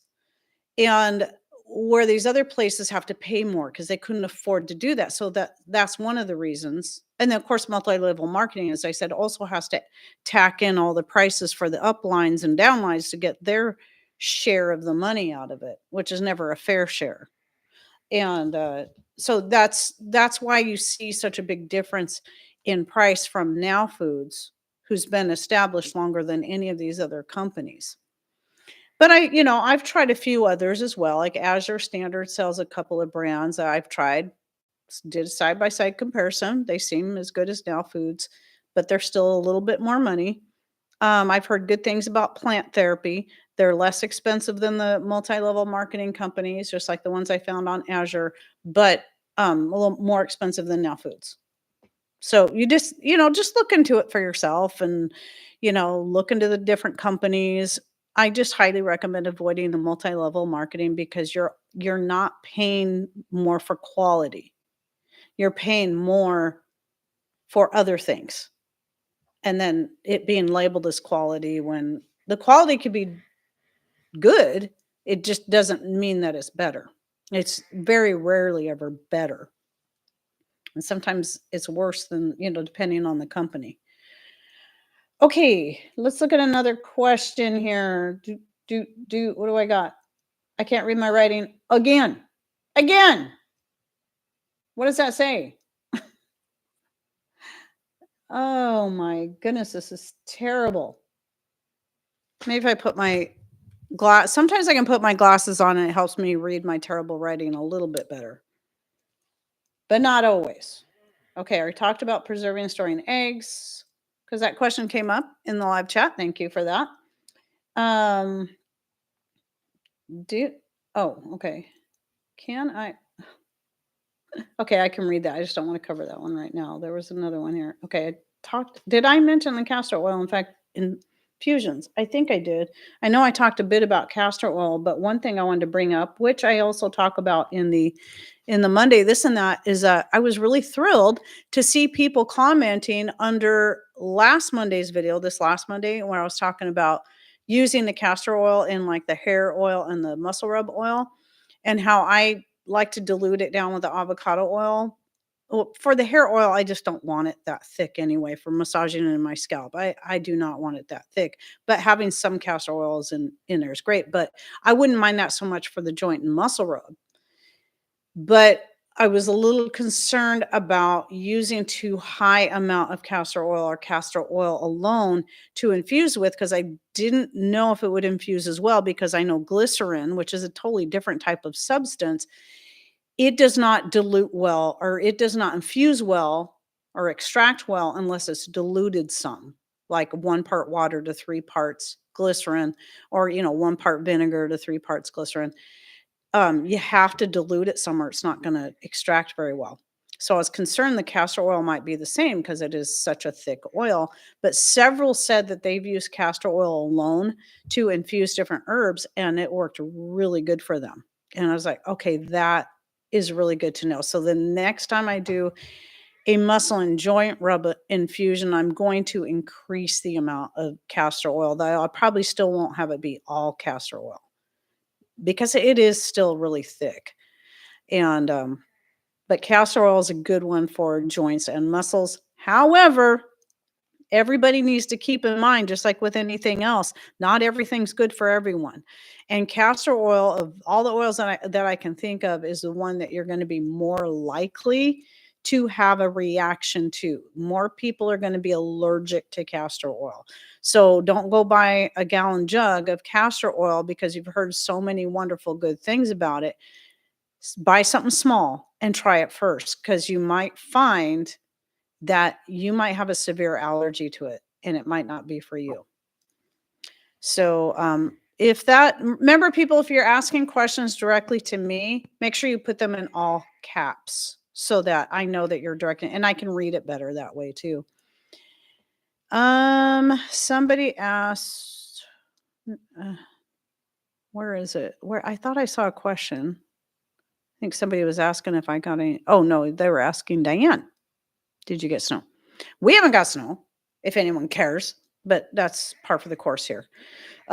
It's rare we get snow. Well, it's just rare we get snow, and usually if we do, it only lasts a couple years or couple years. Woo, that'd be a long time. It usually only lasts a couple days, if that. We haven't had snow yet this season. We still have February to get through. A lot of times what happens here, if we don't get snow in December or January, it will happen in February. So we'll see. It may not happen at all this year. It would be a good idea to make sure we get plenty up on the mountains, though, because we need that. We still gotta have the water. You gotta have that snow melt. But the earliest I've ever seen snow here was on Thanksgiving weekend, the first year I lived here. And it was a lot of snow. It fell on Thanksgiving Day. It just dumped. There was a lot of snow. But we can get a ton of snow and it can be gone in a few days, but sometimes it will stick around a couple weeks. So that's, usually what happens is it starts raining and then all the snow goes away. I used to get more snow in Washington than I do here in Missouri. Now, Tammy, I can't remember if you've said where you lived in Washington, but the east of the mountains gets snow, and they can get a lot of snow. I know because I grew up there. In Wenatchee, we had 4 seasons. We had spring, a nice, warm, lovely spring with all the flowers and all that. You might get a little windy, because it followed the poem, March came in like a lion and went out like a lamb. It followed it, all of that. Okay, Snohomish. Okay, yeah, that's higher up in the mountains. Yep.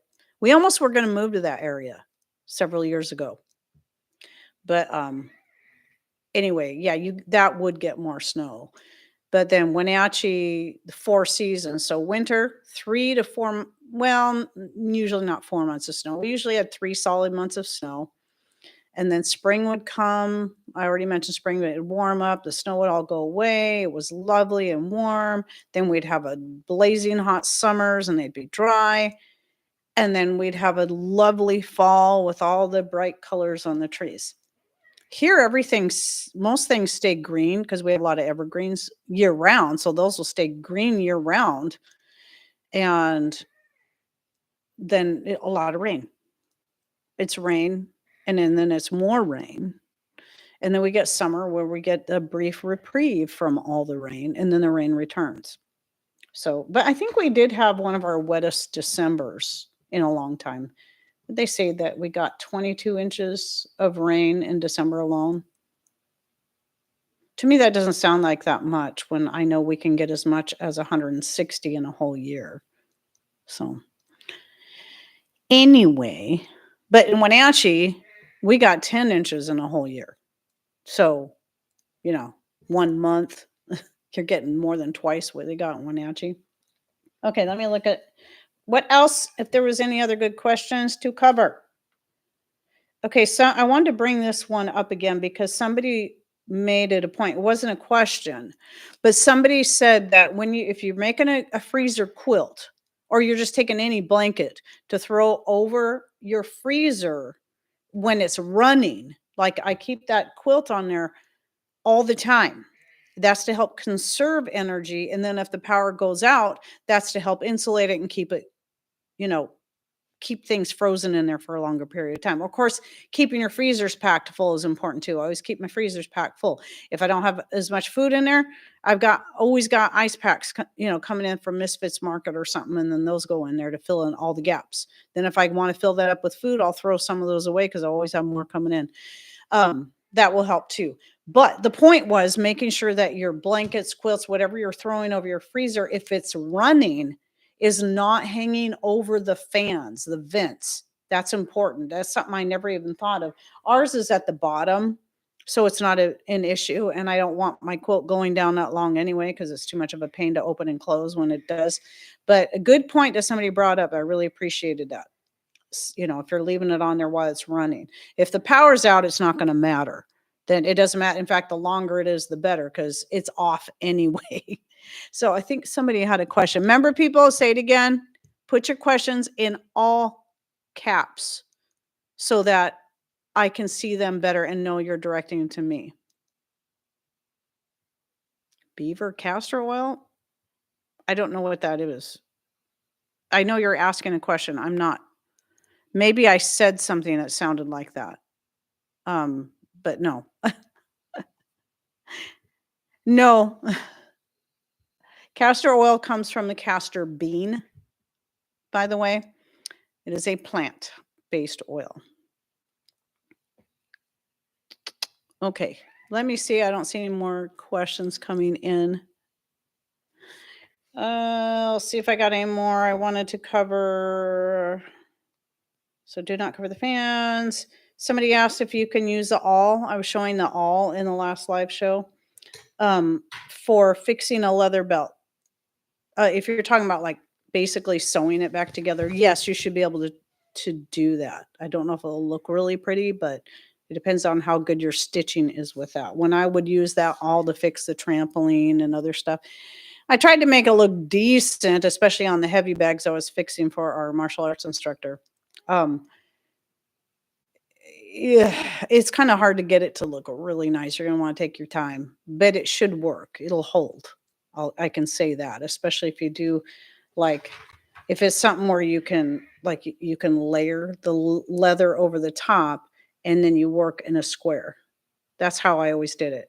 Just the same way you would if you're sewing two chunks of, like if you're putting elastic waist in anything, you take the two ends of the elastic after you've brought it through your casing and you overlap it, and then you stitch around it with a zigzag stitch in a square, and not just sew the two ends together this way. You actually overlap it, and I think that's going to be what you're going to want to do with the belt, so it's going to make a thick spot. But anyway, I don't write down who asked these questions, so I don't always remember. I just look for the questions and write them down. And I kind of think, somebody asked me how I sterilize the bottles that I get secondhand. Like I was showing those brown beer bottles.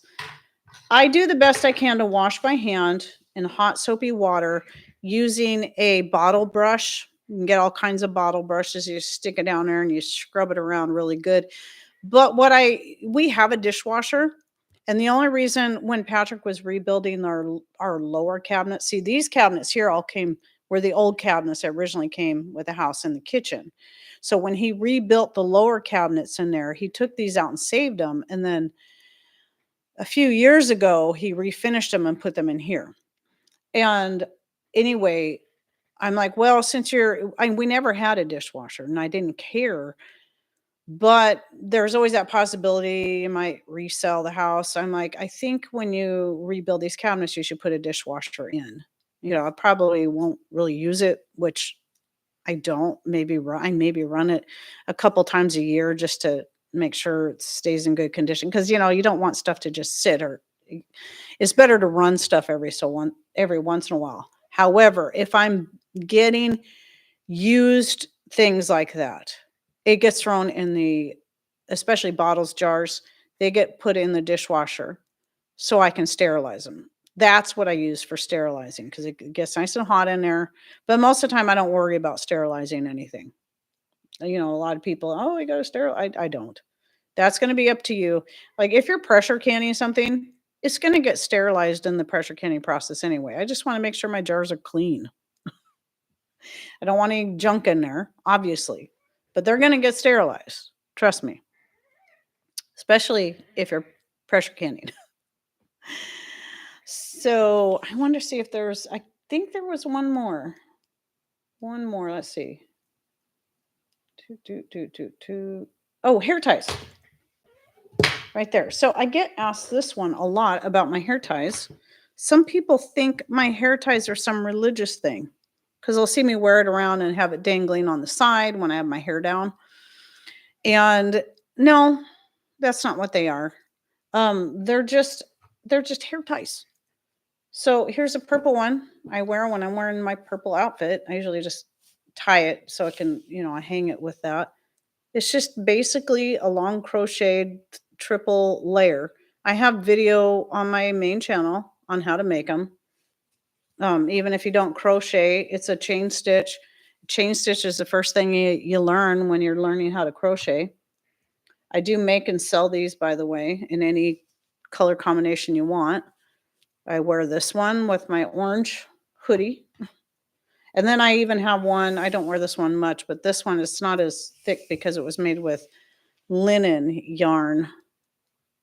And it's got like, I don't know how many pieces. Let's see. It's hard you can't find thick linen yarn. It's much finer. There's several different colors in there. But I had extra linen yarn from a project I was doing for someone. And so I just made a hair tie out of it. But anyway, I use them to tie my hair back like this. I can tie it back tighter. I can pull it all back. Sometimes I just like having that little piece hanging down because I like the way it looks. And so typically I just make them to match my outfit. So it adds color to my hair. And that way too, there's a more practical reason for it. So I think it looks cute and I like the color and I like having a little bow here when I'm wearing my hair down. However, if I'm out somewhere, I go to a friend's house, we go wherever, and I end up getting wanting to do something where I don't want my hair hanging in my face, then I just take I've already got the hair tie. I just take all of the hair and I can pull it back as tight as I need to. It's handy that way. Or if I just need some cordage, I use my hair tie. It's great. So it does, it's more than just looking cute. It can have a practical use too. And I just usually will tie it back loosely, but I can tie it back tighter if I need to. That's all it is, just hair ties. So like I said, there's this another thing that's in my product list if you're interested, or you can go find the video on how to make the hair tie. It's actually 2 projects in there. I have the hair tie because it's so simple. And if you have any crocheting skills at all, I also show how you can make scrunchies. You just buy some hair bands, stretchy hair bands, and then you can just crochet right over the top of them and make some really cute scrunchies, especially for little girls. You can add beads to them and stuff. And so I show some of that stuff in there if you're interested. So yeah, just look up Rain Country crochet hair ties or crochet scrunchie or both. It's one video. Okay, any other questions? I'm not seeing any others. So what I'm going to do next is I want to talk, this is a separate topic. I thought I'd go ahead and bring this up. So if you came in early enough and you heard me talking about the EMP shield at the beginning, this is in relation to that. And I thought people might like to understand how things work on YouTube. If you're not a creator, you might not realize this. Or if you're new, you're starting a channel, or you've got a pretty young channel and you're just getting on board. One thing about having a channel is a lot of work, and especially in the beginning. It's like now this channel is fully monetized, but guess what? I've only made a whole $5 off of it so far. It's a lot of work I'm usually sitting here for just 2 hours straight. And that's that money didn't come from. I only made, last I looked, 71 cents on my last live show because the channel's still pretty new. It's going to take time. So it's still better than what I can make off of all of my videos on Rumble in a day. That's for sure. But there's the reason why you'll see a lot of people getting on board with sponsorships, paid sponsorships, affiliates, and that kind of thing is because it helps cover that extra when you're putting all this time and effort into putting out content, and you just, and you're either getting like what's happening to me and several other channels, for whatever reason, their content's getting hidden from their own subscribers. And yes, it is actually happening because I don't know how many people over the past year have said, I haven't seen you in years. I haven't seen you in weeks. I haven't seen you in months. Some people say I was unsubscribed, and I had no idea. Or I can't comment. There's no like button. There's no subscribe button. There's all these different things that have been going on. I think some things are getting a little bit better because I'm not seeing that as much now. And I notice more people have been kind of coming back, but I think it's because I had a video kind of go viral a couple weeks ago, and that sort of helped. But now it's kind of losing ground again. So I'm still down here. I'll probably stay down there until the warning finally goes away from my channel, and then we'll see what happens after that.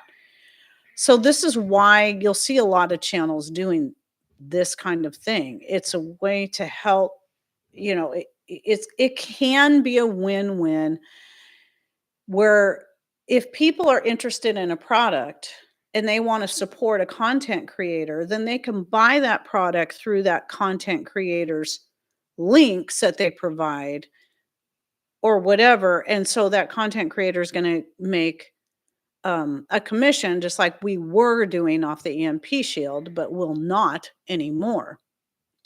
They actually had some of the best payout for affiliate.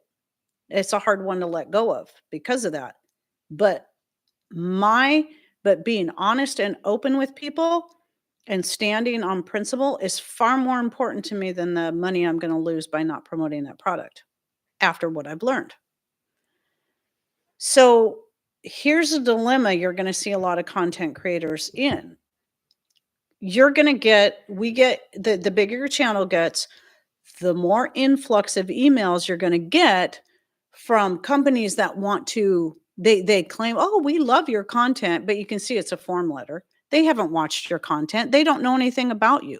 It's clear when they're sending you, when there's some kind of fancy clothing store or jewelry or makeup or video games, things that you're not interested in. It's obvious they don't know anything about you, for one. And it's like, that's an immediate block, block, block, block. I don't want anything to do with them. But now, because of what's happened with us here recently, even the stuff that I think I would be interested in, unless I've heard of you before, unless I've dealt with that product before, unless I've actually used that product, bought it myself, used it myself, I won't be doing that anymore. Because I can't trust anything. I am not going to promote a product from here on out that I haven't used for a little while and know a little bit more about. Just like Now Foods. I've used Now Foods essential oils for, gosh, maybe, I don't know, 15 years, maybe longer. I don't know. Maybe it's been 20. I don't even know, because they were the first ones I got into. Always been happy with them. Always. And I mentioned the Nakano knives, but that's, I that one comes to mind a lot. The only reason why is because it is a more expensive thing, and I often feel bad even bringing it up because I think people can cook and prepare their food without paying that much money for a knife. But I love them. But I did have to, there was this trade-off where, okay, we'll give you this product if you do a review. It's like, just no, I'm going to be honest about my review. But with a lot of people, what happens is, oh, I'm going to get this product. They're going to naturally feel sort of guilted into doing a good review and maybe only talk about the good stuff. It's not that they're not trying to be honest, but you sort of feel pressured into saying all the good stuff. Well, I'm here to tell you, I will tell you if I don't like something or tell you what about it I don't like. But I'm also going to tell you from this point on, I am definitely not, I'm not going to do a trade. I'm not going to promise to do a video for anyone unless I've already been using their product. I'm not going to do this trade off like, oh, you can get a free product if you do this video. Okay, I'll do this video, but I still understand I want to use this product a little bit first. And so it'll be, if I affiliate from this point on with any other company, it's going to be me reaching out to them because I've already been using their product as something I purchased myself and I know it's a good product. Then I will reach out to them and say, hey, do you do affiliates? And I've done that. I have done that before. That's how I got hooked up with Mother Earth products because I'd already been using them. And so I reached out to them, not the other way around. And I think I've shared this before. I think I was actually their very first affiliate because of that. And I still do buy some of their products every now and then, and I think I still really like them. They're a family-owned business. They're a great product if you're looking for things that you don't already grow, or you're just wanting to quickly get some dried or freeze-dried foods put up. You don't want to buy a freeze dryer. You don't want to buy a dehydrator. You just want to quickly put something up. I say I I like their products, and they carry a lot more organic stuff now than they did when I first started dealing with them.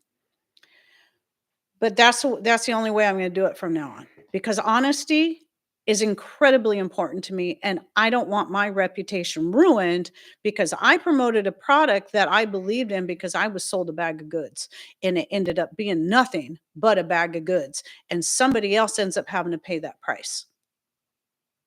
That's a bad look.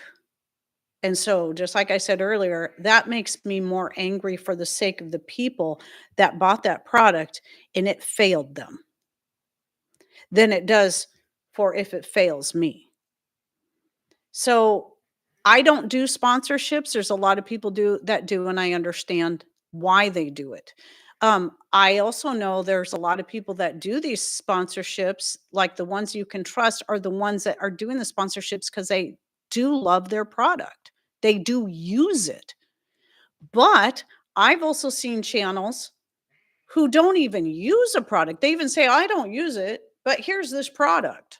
Here's this gambling app. I don't gamble, but here's this gambling app if you do. Are you serious? Really?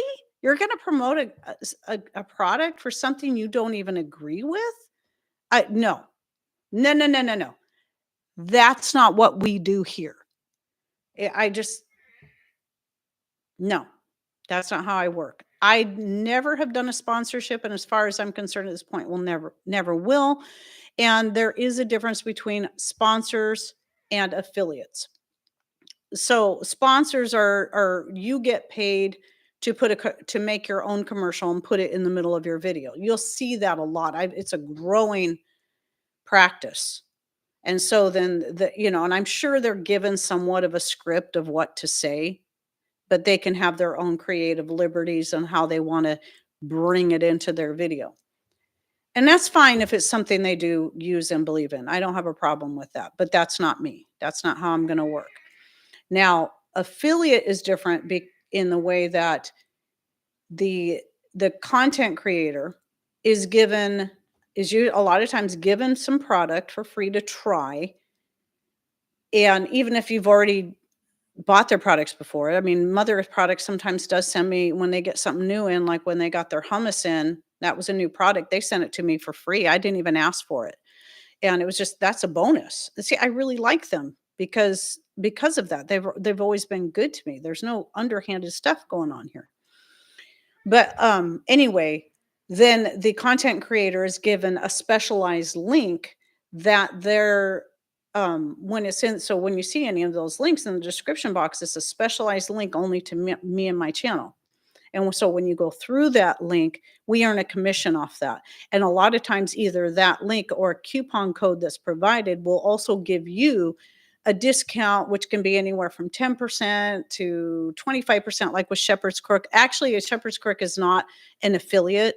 It's not the same, but they're still kind enough to make this coupon code that I can give to you guys to try with your first order. But it's not an affiliate. So um, I don't earn commissions off of sales. It just gives you the 25% off. However, they've still been good to me and say, hey, you know what? We appreciate what you've done.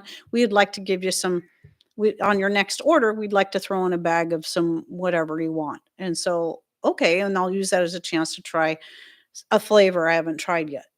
And so they've been good to me in that way. And I appreciate that, but I don't ask for it. And they just offer. There's not this expectation. And with an affiliate, there may initially, when you hook up with them, be an expectation for a video, but for the most part, it's just you do that video, and then I always make sure I do an update after I've used something for a while if it's a new product. But again, I won't be doing the new product thing.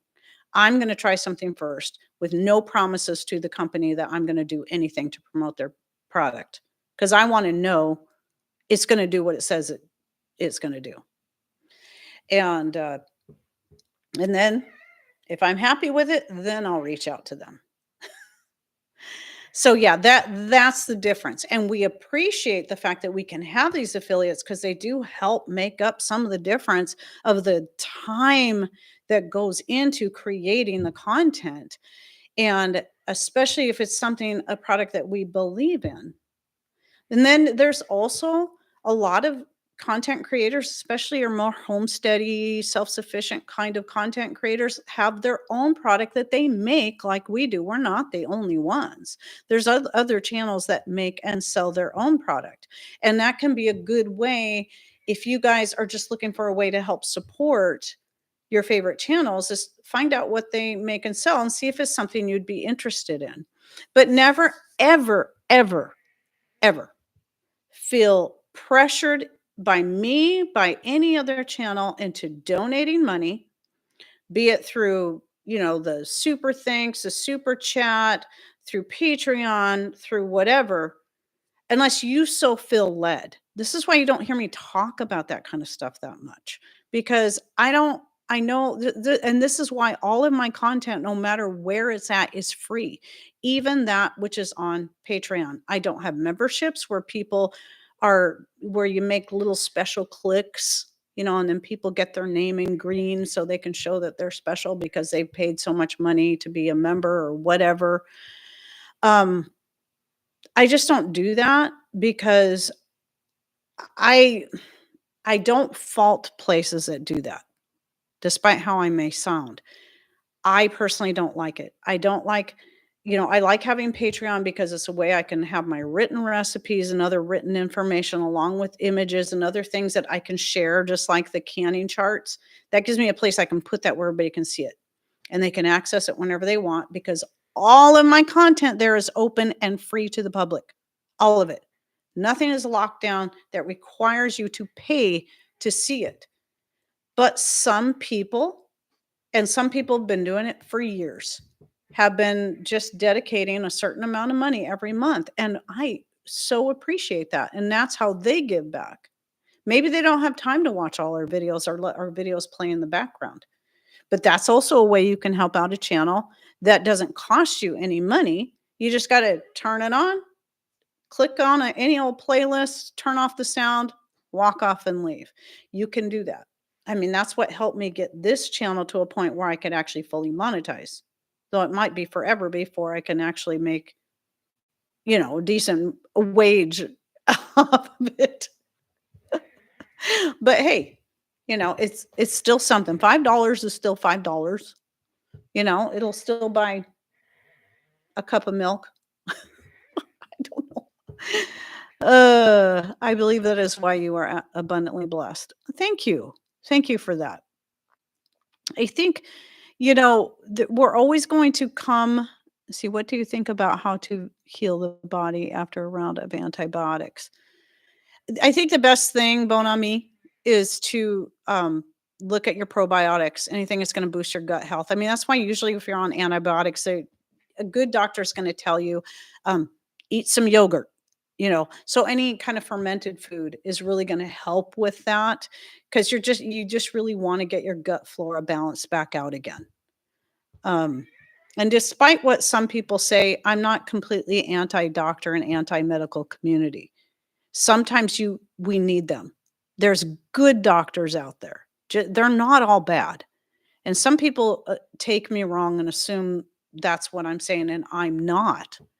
If I had a limb half cut off, you better bet I'd be down at the emergency room, depending on the doctors that have the knowledge to put that limb back in place. But and sometimes the most natural, healthy things that we try there's still certain things that we need something more powerful. And but then we got to find a way to kind of then heal our body from that too. So I want to make sure that's clear because some people take me wrong there too. But anyway, I forgot what I was starting to say. Oh, I was talking about crossroads. So yeah, sometimes we come to a crossroads in our life. And here we are. I have a family member that's kind of, well, herself, she's not in this situation, but that's her right now. I'll have to talk to her later. Marco Polo. She's the only person I Marco Polo with. Anyway, it's my sister.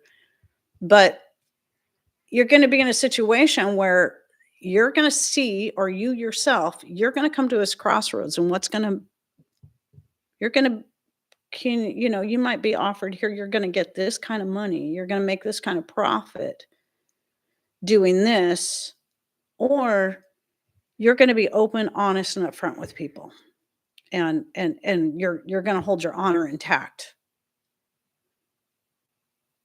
What's worth more?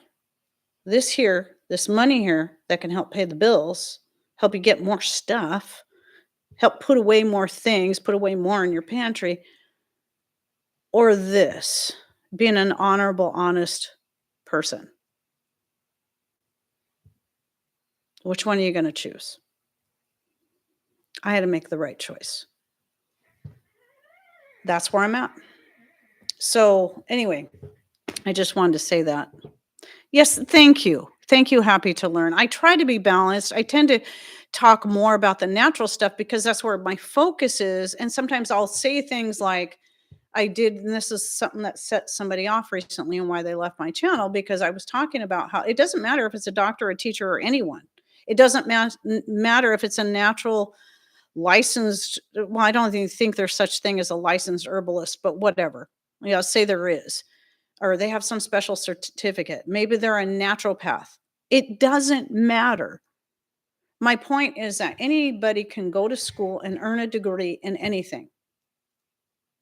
And if they cram hard enough for their exams, they can earn that piece of paper, and they can hang it on their wall and make it look like they're really somebody special. But my point when I bring that up is that you cannot trust that piece of paper to tell you how knowledgeable that person really is, how experienced that person really is, how much common sense that person really has. So you can have a licensed medical doctor. He's got his PhD on this side. So here we got the two sides again. And this guy or this woman really cares about their patient.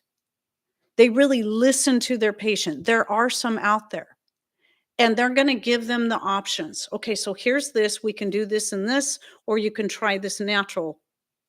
It's kind of up to you. A good, honest doctor that knows about this stuff will share that with you. But then you'll have the one over here that only cares about money, and knowing that they're going to get a lot of kickbacks if they can get you on this prescription medicine. So none of them, all doctors should not be lumped into this. They shouldn't. You got to learn about each one individually and find out, is this person, and you can usually tell. So a while back, Patrick, this was quite a while back. This was years after we'd been off our thyroid medication. And he still has to go in for like every couple of years, get a CDL exam so he can keep his CDL license for driving big trucks. And but he has to get a physical done. And this doctor over here just freak out when he finds out he's off his thyroid medication, where this other doctor that is unfortunately no longer here. I'd never met him before, so I was a little skeptical. I'm always very skeptical at first.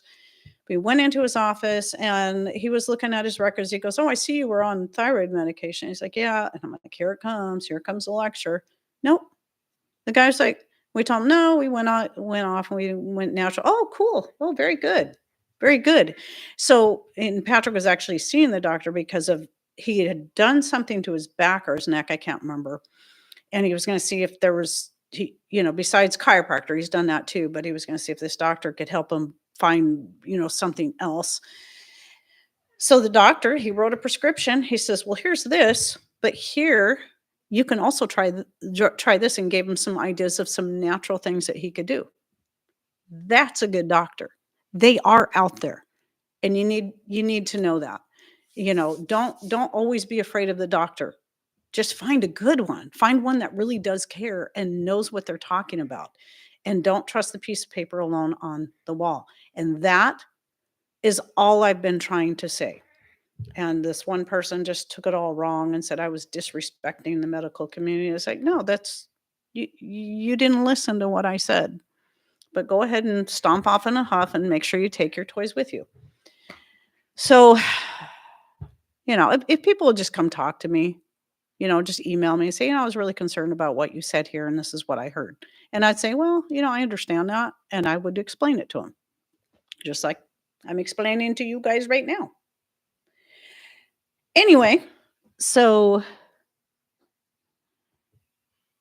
I'm sorry, I'm just kind of I'm butting in on conversations here, but they are out there. Only guy around with citrus trees left. You have citrus trees? I'm jealous. I wish we could grow citrus trees here.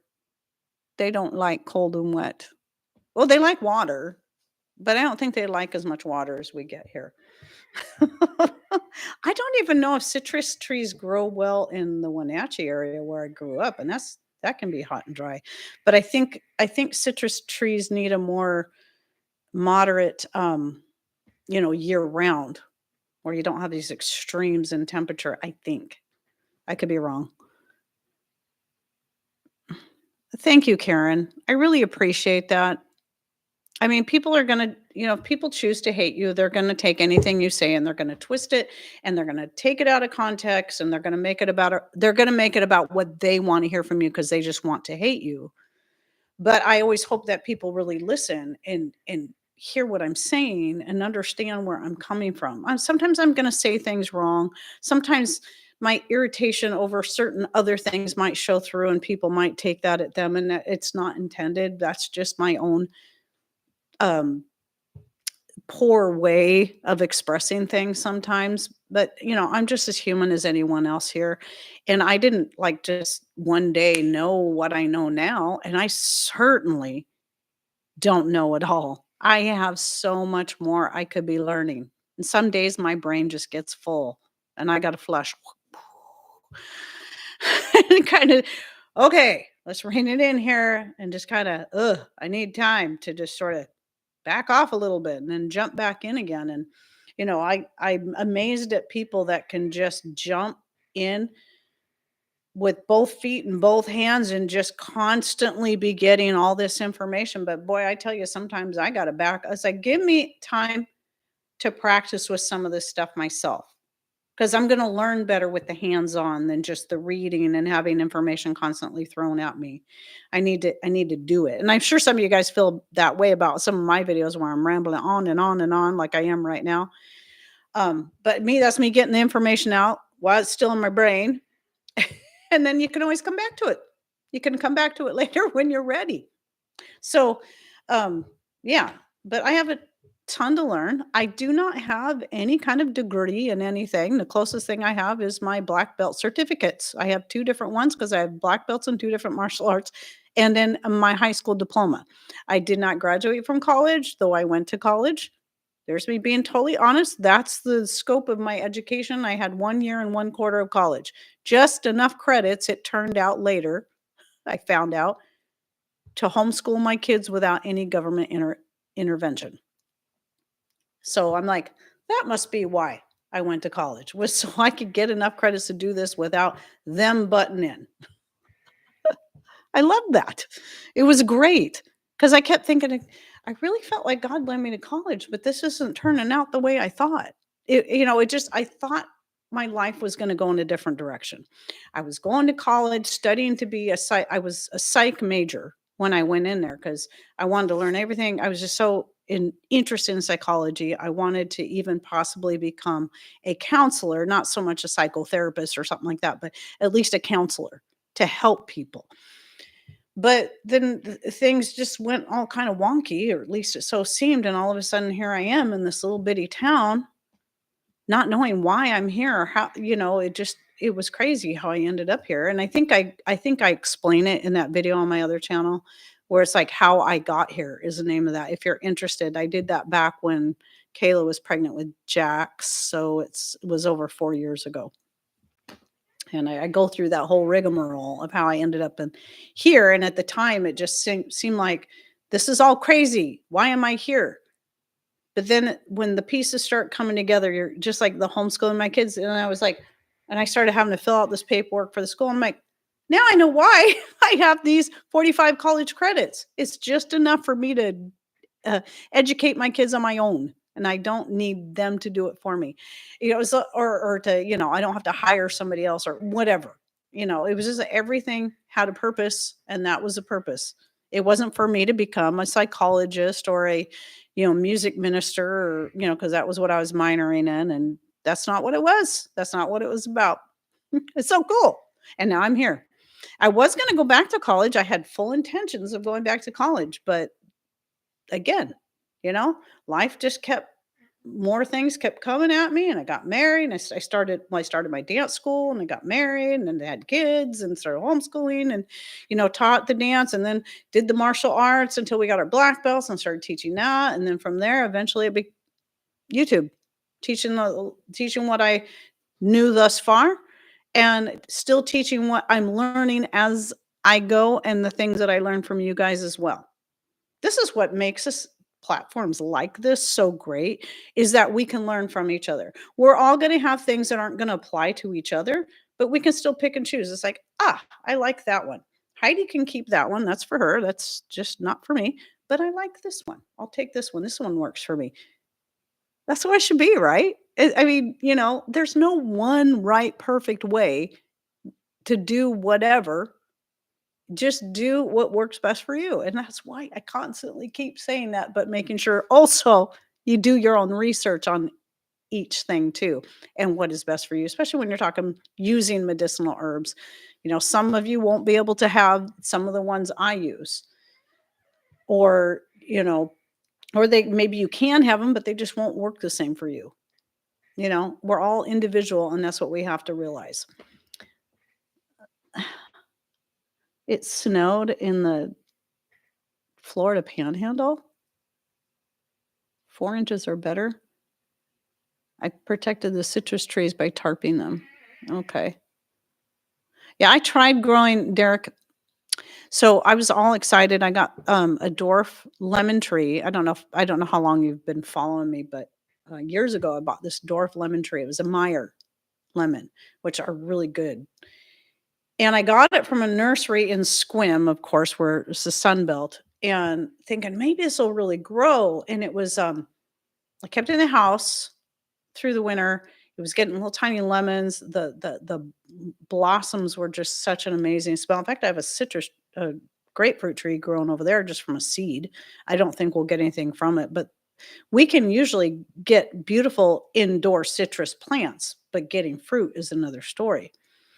Well, I liked the way this little Meyer lemon was doing so well that I found out what the name of the company was. It was out of California. I thought, I'll just order up some more. And so I picked out, it was expensive. I picked out a lime. They're all dwarf because I figure I might have to grow them all in the house. So I got a lime, some kind of small orange. What else? What was the other one? I think they were both some type of orange. So I had the lime, the lemon. Anyway, it was two different types of like a smaller orange, like a tangerine or something like that. Well, they were bare root, totally fine. I think if I knew what was going to happen then, though, when I got those things in, I would have cleaned them very, very well because one of those three at least came up from California with, must have had eggs stuck in the roots of all kinds of different, not just one pest, several. There were white flies, there were everything. And those things killed all four of my citrus trees and some of my houseplants. So I was actually growing turmeric that year, thinking, no, I might actually get some turmeric. And I had some healthy little starts that were about this tall. Those things got into my turmeric, killed all of it, killed a couple of my houseplants before I finally said, these have to all go outside. And I just had to let them die because it was the only thing in midwinter. It was the only thing that was going to kill all those bugs. It was terrible. They were expensive. And I said, I'm never doing that again. So now the only citrus we even try, this is like the third grapefruit tree, just because, this seed looks like it will sprout. We had a couple growing good for a while. I put them outside and they both ended up dying eventually, which was a bummer. So I think we can only do it inside, and whether or not we ever see fruit will be a big question. I don't know if it will happen. I know there was a young lady here that had a grapefruit tree in her house, did the same. She started the same thing. She just took a seed and stuck it in a pot and started growing. And that thing when I saw it, this was years ago, I don't know whatever happened to it because I haven't seen her in a long, long time. But when I saw it, it was like 6 feet tall and very full. It was a beautiful plant, but during that time, it never got any fruit on it. So hard to say. But my coffee plant is still doing good. Those grow really slow. It's about that tall now. And that I'll have to keep inside too. So we'll see. I might eventually one day, when it finally gets berries, I might be able to finally get a cup of coffee off of it. But hey, we'll see. We'll see what happens. Anyway, I'm going to have to get going because not only do I have to finish video editing, I am going to be making something I haven't made in a long time. And I came across it when I was looking through my videos. I'm like, oh my goodness, I haven't made that forever. So I have a recipe video on making a creamy chicken lasagna. I don't think I've made that since I shot that video years ago. So I got leftover roast chicken. I'm going to take that chicken and I'm going to make a creamy chicken lasagna. And then I'm also going to take a small amount of that and try dehydrating that and see how well that rehydrates into a meal. So I can keep doing those experimentations that I'm having so much fun with. So anyway, thanks for everyone that came in, whether you came in late or early or whatever, doesn't matter. I appreciate you stopping in and saying hi and adding to the conversation and talking to each other and talking to me and also giving me ideas for more videos. And be watching the next live coming this Sunday. So it's going to be the same time, Wednesdays and Sundays, both days, unless something comes up and I can't go live. Then I'll put an announcement on both pages, both accounts, and on my social media sites too, so you guys will know. But typically, this is what you're going to see on this channel every Wednesday, every Sunday, live shows, and then a short here and there, and maybe some old remastered videos. So love you all. Thanks again so much. I appreciate you. And I hope and pray you have a wonderful and blessed rest of your day. Bye, everyone.